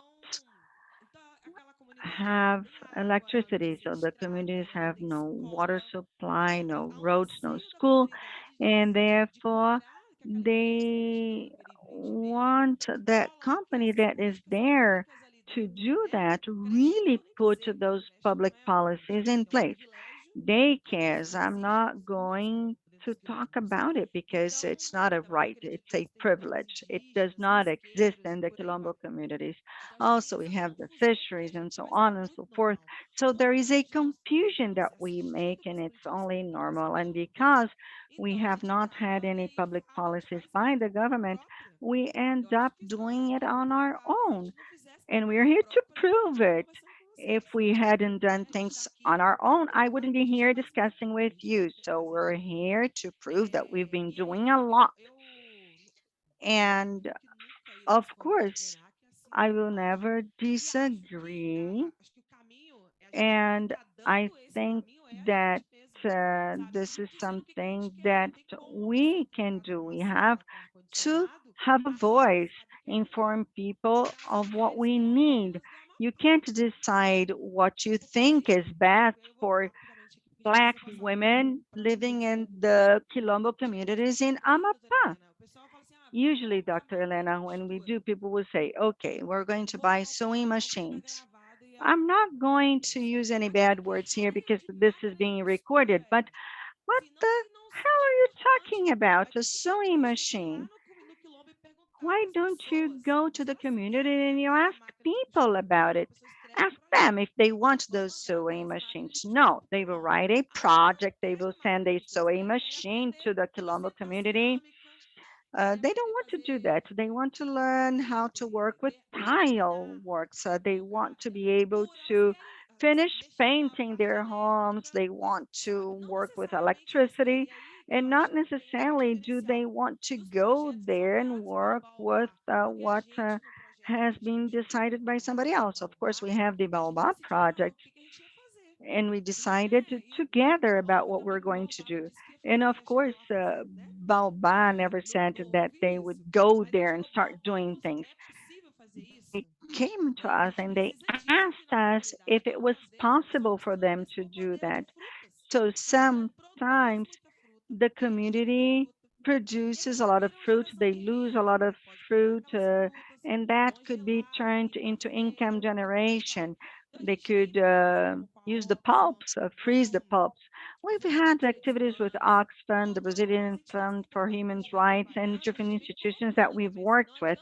So it's no use for us to come to us with a project that's already made. We have our vice president, and so it's important for us to say what we want. For example, we need a tractor in our community. It costs us 200,000 BRL. So then let's join forces and buy it, because that is really important for the community. Luana, this is an important movement. We cannot give any steps back.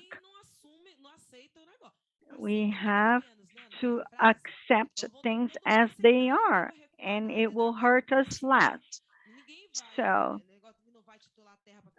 we are not going to give title for the lands in the Quilombo communities. Well, this is something that we have to rethink. There's a whole movement. Dr. Elena mentioned that. This is something that we've been developing for a long time. And there was a sentence I wrote down: we need things for now. I have no patience to wait for benefits for my grandchildren. And what grandchildren are you talking about? So there's no way for us to do that. So we need it now. We're in a hurry and we're holding our hands and we're running together. This is a challenge.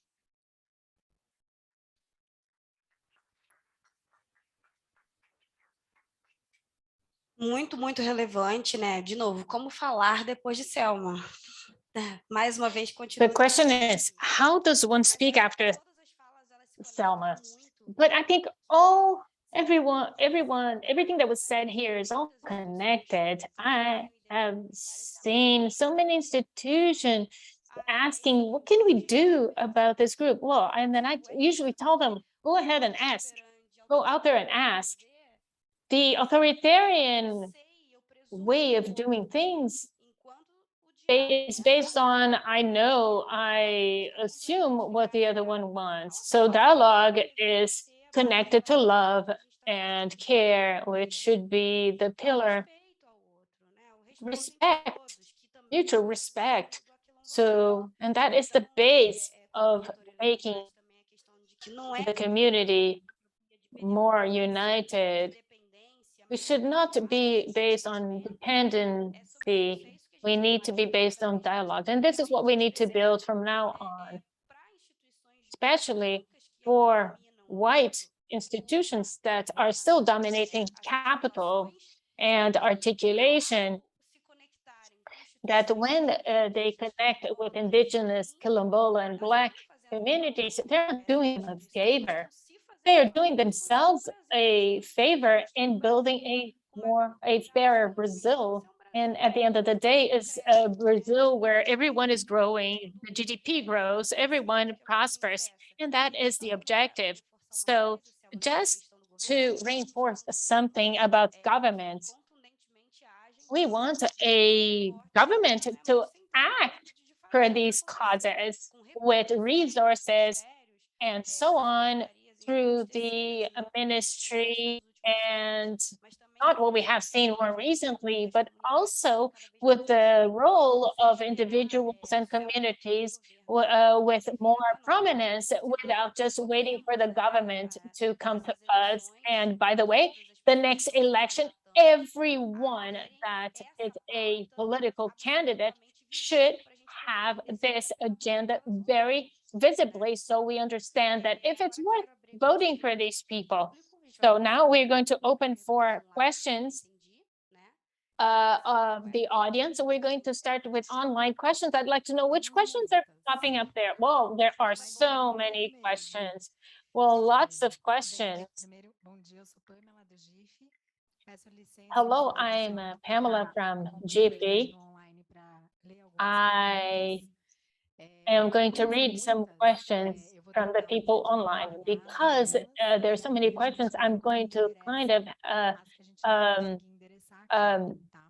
make a summary, and then we'll see afterwards how we're going to deal with the ones we don't manage to answer. So here's a question: what are the best strategies to mobilize companies to donate to Black philanthropy?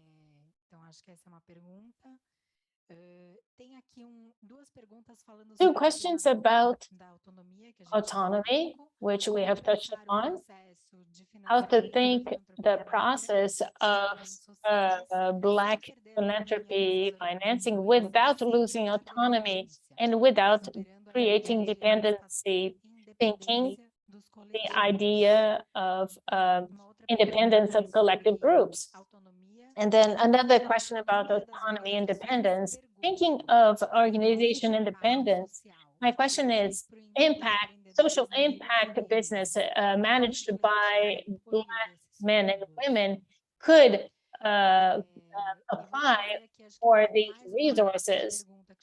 Another question that also came through the chat, Danielle Jerez from Educa Afro, His question is, we know that with quota policies and public universities, that there's more access to Black population to university. However, education,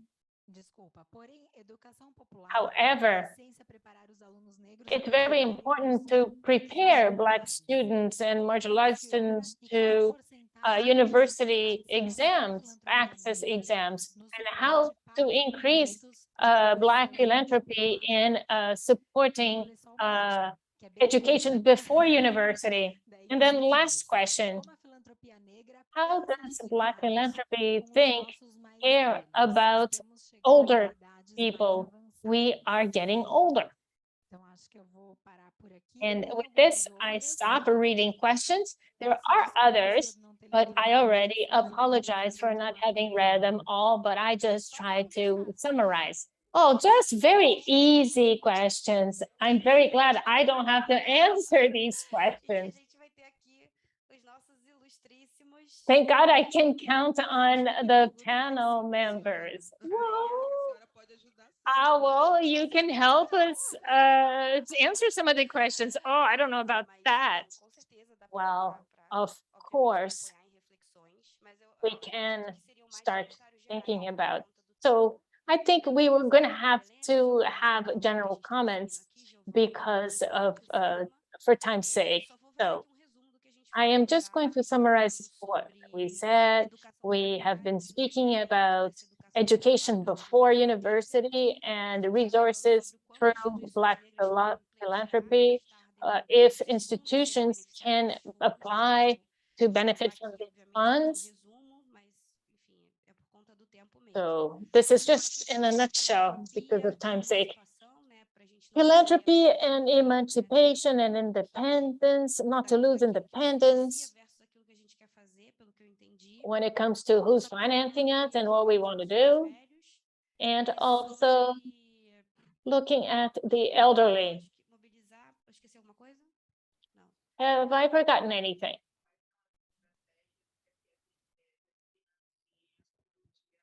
Sim, estratégias para que as empresas financiem a filantropia negra. Muito obrigada, que nem eu estava entendendo. And also, yeah, I couldn't read my own handwriting. Bom, eu começo com as estratégias.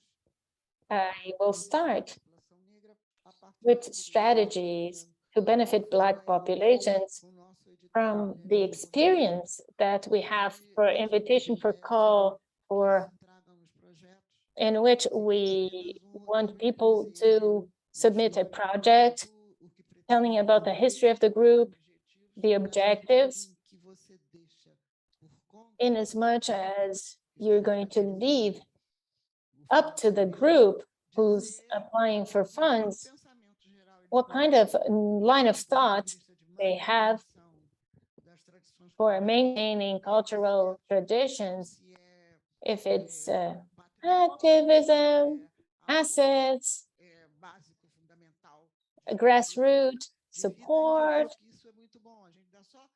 I think this is very good. We just give like general guidelines and each group will develop their own project. I think this is a strategy in which you make groups free so they find out how they can use the funds to improve their lives in terms of work and studies. When it comes to the affirmative action in university and before university, we are going through, as a person from the academy, in the Federal University of Rio de Janeiro, in the Department of Social Sciences, we have for the first time under the philosophy faculty to have a group of ancestral knowledge.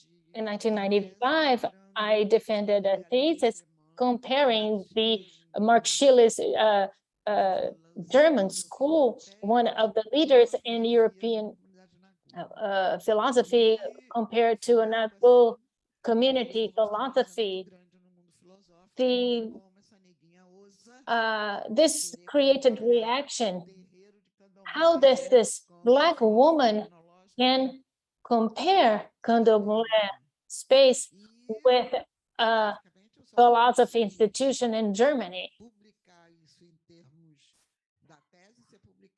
So Antônio Paink was my tutor, and he became the director of the Brazilian Thought Institute. And then my thesis was then placed there, and it was digitalized and made available to the whole of the country.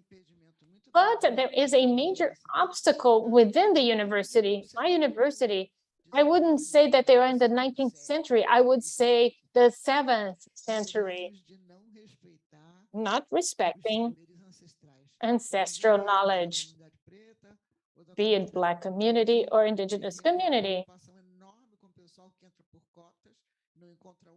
So the people who come in through quota, cannot find a Black professor.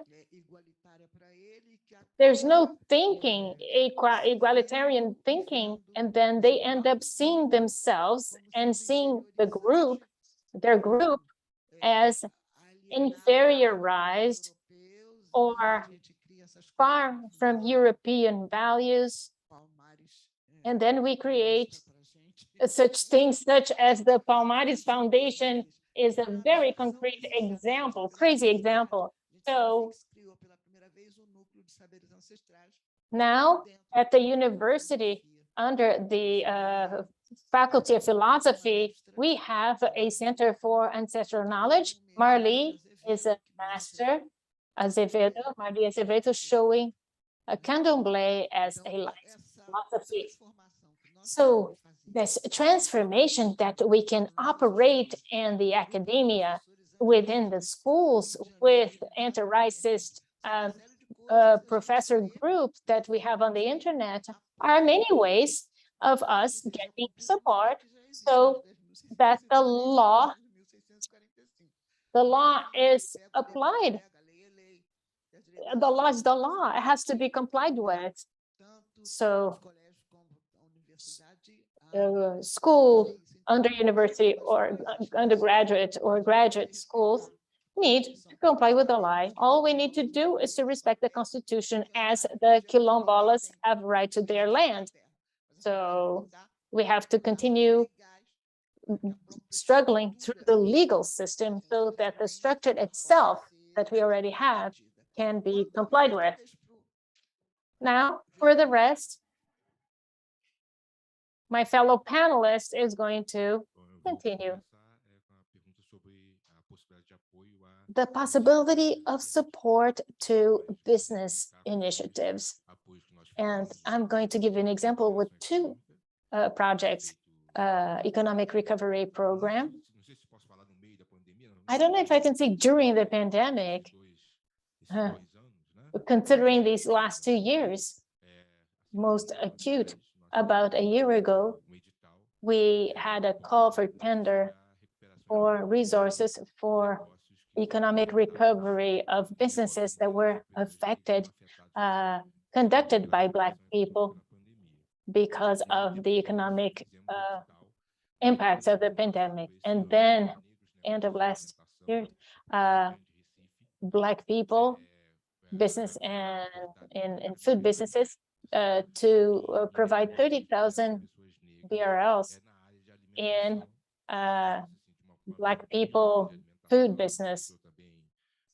Very wide definition of food, and also hospitality business that had some food offerings. So in theory, everything is possible. With our money, in theory, everything is possible. With money we raise, we need to negotiate with those who are providing, because they sometimes have a topic of interest. Very often, the donor has some kind of use restriction in the term in whatever territory, and then we have to think the cost benefit. If this is going to really bring benefit, even if limited, we have a tendency to accept it. So it's totally possible. And these endowments is to increase our capacity to take decisions with our own resources, and also making our partners awareness at Mackenzie store were donated $5 million with no caveats, no restrictions. So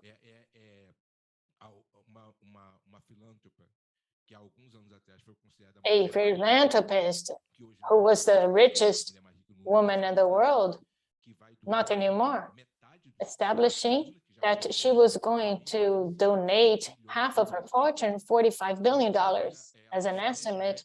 So she said, she writes in her blog that the fact that she has the money doesn't mean that she knows. Very often people have money. Having the money, having the power to decide, but to know what needs to be done specifically under a certain agenda is a very different story. So, and Selma has mentioned that, so it is possible. It's possible to receive support.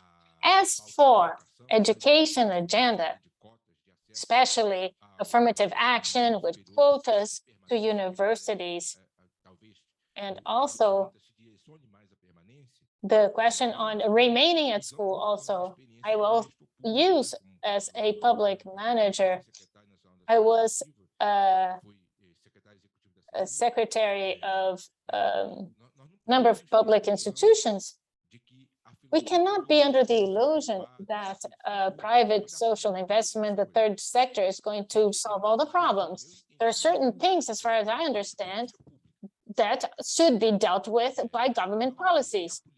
And government policies have to be conceived in a holistic manner. It's very important to have quotas to have access to university, but it's not complete because it's not followed by mechanisms to generate, to make sure that students will remain at university. As it comes to public universities, Baobá should continue supporting university students. We have never spoken about this for another night. I may change my opinion if she criticizes me, but today my personal opinion is that this is not up to philanthropy. This is a government policy responsibility. What we can do is to have smaller experiences that show results, because it is our role to generate experiences and based on them to increase public government policies. The role of NGOs, funds are not competing with NGOs. The Baobá Foundation, we finance NGOs activities. And sometimes because of negotiations, we end up taking the burden and having direct management, but that's not our objective. But I can't be hypocrite and say that I agree with it doing, because it's inevitable. But this is not our role. Our role is to raise money and donate to social collective movements and individual initiatives so that things can happen.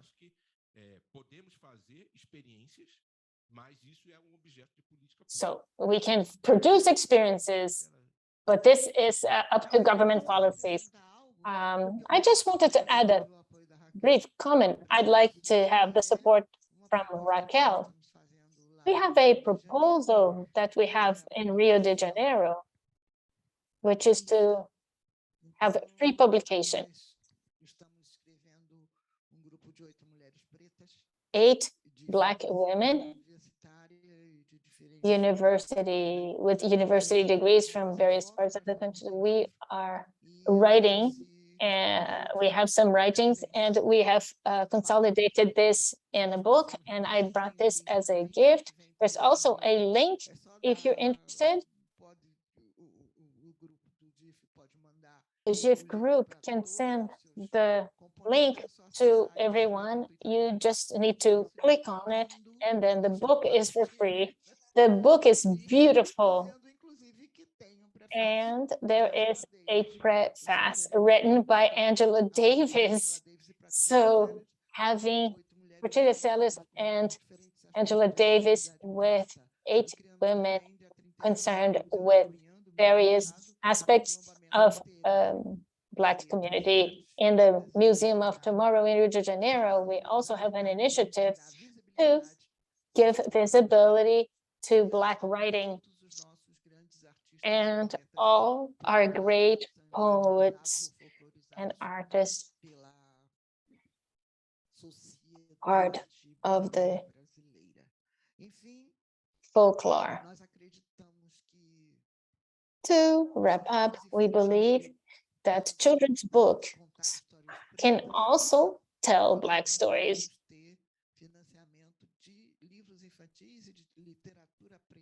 So we can have Black literature, including children's book that can be donated. The Black community likes writing, likes reading. Everybody likes building. Gente, eu vou abrir agora também para a pergunta do público. Okay, we're going to open to the audience. We have time for one question. I can see a number of raised hands. I know it's difficult, but we have a question here. Good afternoon. My name is Gelson Henrique. I work with the PIPA initiative. We are going to have brunch afterwards, and then afterwards you can ask the people who are here. We're going to hear this first question, this last question, but you can ask later. My name is Gelson Henrique. I'm from Rio de Janeiro.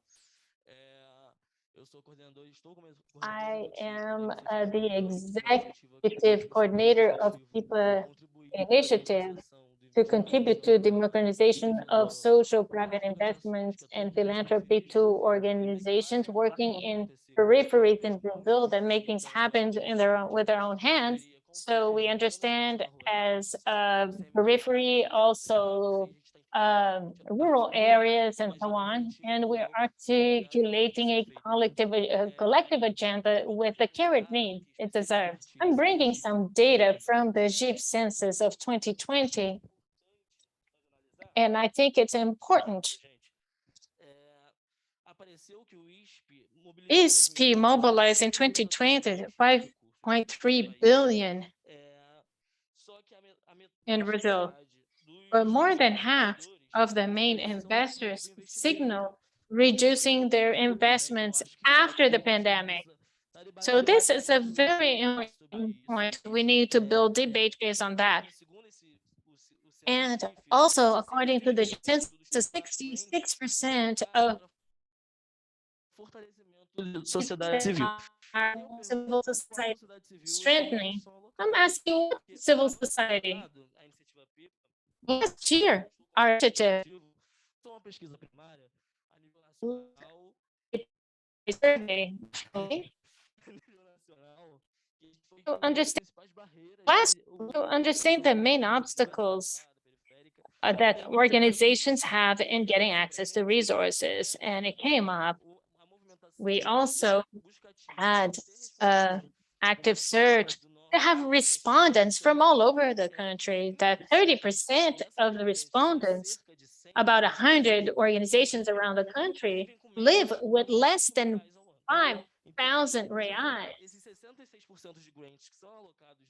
So all these grants for these organizations,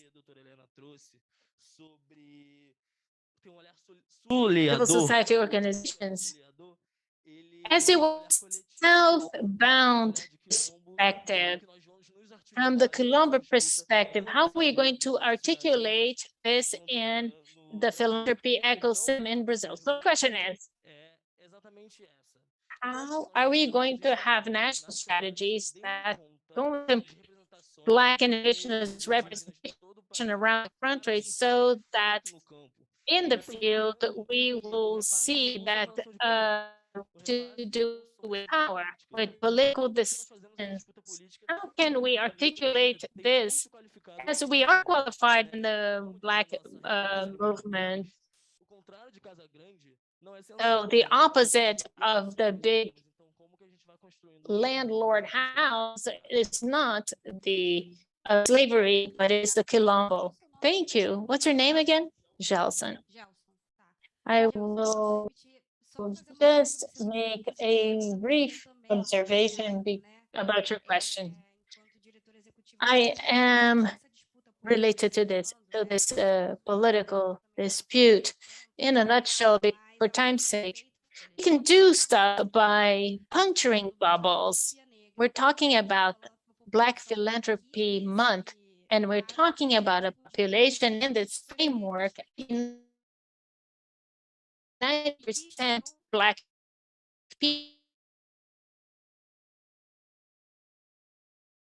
people are leading or participating in institutions that also need those who need in space. But this is related to what Giovanni said. There are many people that have money and they don't know how to use it because they also the white pack using resources between them and so on. We know this, but the message doesn't get to the other side. Another bracket. I went to another philanthropy event. There were a number of people, the white philanthropists currently in Brazil, the way we see it today, which is a northbound and benevolence and charity. Early Horn, for example, it doesn't donate to any Black or Quilombo institution. This message, this discussion is not in the philanthropy field, concentrating most of the resources. I think the challenge here is that making the Black philanthropy month is not between Black people, but Black to whites that need to listen to this, that this is not charity donating to Black institutions, but something that needs to be done and to change the country that at the end of the day is going to benefit them. So I don't think that that message is getting to the other side where most of the resources are concentrated. So we need to send this message to Ellie Horn and any other family institutions that are not donating to race-related issues. So, and I give the floor to whoever wants to answer, and then we will close this discussion, wrap up the discussion, and then we break for brunch. I am going to answer and add a comment about the question to strategies for a business environment. You have to be honest and be direct. Very important. Can we have a partnership? Fine. If not, who can we have a partnership with? And to the list where Baobá is ready to go. We're talking about structural racism. As if this was in another planet. Well, I was born, it stems from institution. And very often we're part of the system. So when we sit down with a partner that has a proposal that is not very well elaborated, to think to what extent Baobá being a partner is going to reproduce the structural racism. What is our role? What is our responsibility in saying no? Was invited to be board member of a communication, and then she said, no, from this point on, I will not continue. She was being used to legitimize an activity. We're not racist because we have her in as a board member. So, and then to the question that was raised, we have a commitment. Was interesting to ask the question because after I answered the previous question, I felt guilty for not talking about this information. We have a commitment at the Baobá Institute to raise funds from those that normally don't donate racial issues, and that money reach those receiving the funds. Recently, Fernanda told me about information. We're going to invest more in data, actually, that 50% over 900 initiatives that Baobá has carried out in 11 years of existence, 50% of the initiatives never received money from philanthropy. Baobá is going where traditional philanthropy is not going. So you can confirm that. And I agree with you. So this is one indicator. Another important indicator is that less than 5% of initiatives contemplated by Baobá already received Baobá money before. So Baobá makes a second donation to less than 5%. So 95% of donations to Baobá, I am from the third sector. I have been a director of an NGO. It's obviously important to have some kind of stability and resource flows from one donator. So that provides capacity for planning. But it's important to say that you cannot remain in a comfort zone where the donor is not prospecting those who need. Fernando is very careful when it comes to this topic. So we need to invest in increasing capacity. It's not just Baobá is going to finance. The racial issue cannot be financed by these few institutions. Everybody has to invest in fighting racism. So we need to understand that there are people, this is not related to how much money they have, that some of them are not here anymore and managed to advance. And there's also the bubble. And then you have an important role in this and you exercise that role. People, if they're not accessed by people like you, they are going to go their whole lives without being part of the debate. They are not part of it because they are used to being in environments like that. And today, when I arrived here, Raquel gave me the book options. And among the books mentioned, I chose a book that I read, Becoming Black. There's another one by Cardozo. I haven't read it yet. And when I read that book, it changed my life in my perception of racial issues. It made me see the strategies that Black people used back then. And one of the strategies was not to talk about the racial issues so that they would not suffer. So when you break this cycle where you face these issues,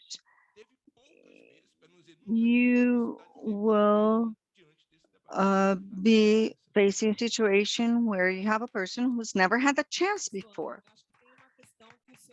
Well, there's one thing that your award has shown us, introducing these initiatives, because the differential is that the institute that you had, it is headed by a Black woman. It gives visibility to small Black initiatives of Black people, and that's very important. We watch your award, and I don't know whether you have that or not, but it's important for you to think of a category. What can Black people or what can Indigenous people do for the environment? Because there are a lot of small initiatives, recovery of water sources, water, and nobody gives visibility to them. And perhaps we can better talk about them so that these initiatives will start from you and the institute that you had. Should we wrap up? Okay, well, we're all talking about the Quilombo communities. I have an invitation for August 10. Okay, you're going to give me an excuse to say that airfare is expensive, but we're going to have an activity called Quilomba, I also ask you for donations. We need a philanthropy to play its role because we'll have a lot of people joining, and the Unibanco person has already left the meeting. Okay, well, Cássio is here. Cássio, gather all of the people with money and tell them that we need support. We need resources to feed people for meals, for transportation, because events for Black people in these countries are only held when we are very stubborn and go for it. So we'll have 5,000 Quilombo members participating. In the last 6 years, we've gone through a lot of challenges. We need support for transportation and for meals because people will leave their homes. They need to be fed. They also need to be able to get there. And we have Vera. And more than that, we need you to be there. It is our joint struggle, and we really need to join the efforts of our Quilombo members from all over. And then finally, I want to, excuse me, Luana, I want to hand you a book, Quilombola Women, Black women living in the Quilombo communities in Brazil. And I also want to hand Raquel on behalf of GIFE's team.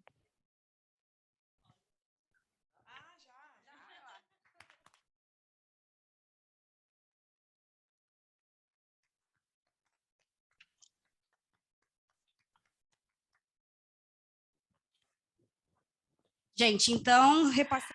Okay, so Aquilomba, August 10, just to repeat the message. And we're going to wrap up this panel, as I mentioned before, and Raquel has shared this message. Our struggle remains, we'll move on. And we're going to work together. Let's donate for Kanaki. Let's participate in the Ellis Fund, find out what invitations to bid are open, and companies can certainly donate, participate, invest, donate to the Baobá Fund so that we can continue this important activity. IBR has also done very important work, and IBR would not exist if we didn't have all of these initiatives. So we're here because of them. So we have an award. We receive indications from different initiatives, and therefore your suggestion was welcome. Have you heard, team? We have the environment category. This is something that should always be renewed. So your suggestion is very much welcome. So this is it. Our discussion ends here, but it will move on. I've seen Kayla, who supported us forever, Samuel, Selma, the Labjaka people are also here. It's good to see you. Thank you very much for the opportunity, GP, and also thank you for this wonderful talk, Gianni, Dr. Elena, Selma. A round of applause to our super debaters, to GP and everybody else. Thank you very much. Well, thank you, Luana. Thank you all. We thank you all for your participation. I'm sorry. Okay, so we're going to take a picture, record it once more. It's a memorable moment, actually.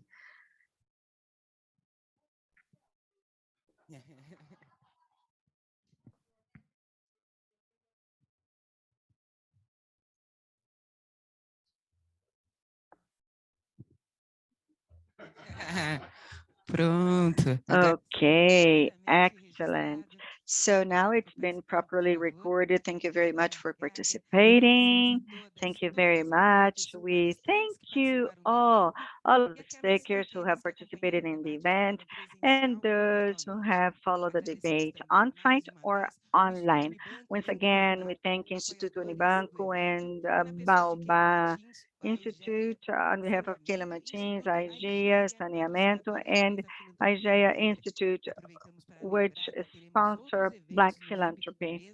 We're going to have other events in the scope of the Black Philanthropy Month. We have the Bruma Cultura movement, which is organizing an online event on August 23 from 5 to 6:30 on how donation practices promote racism and also the decolonization of philanthropy.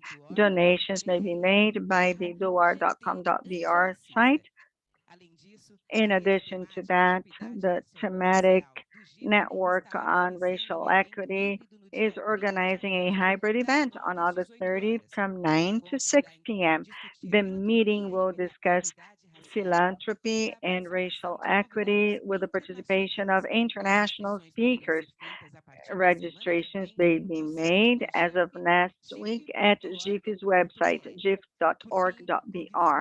And then finally, we invite everybody present here today for a brunch, which will be served on the 7th floor. Thank you very much and have a wonderful afternoon.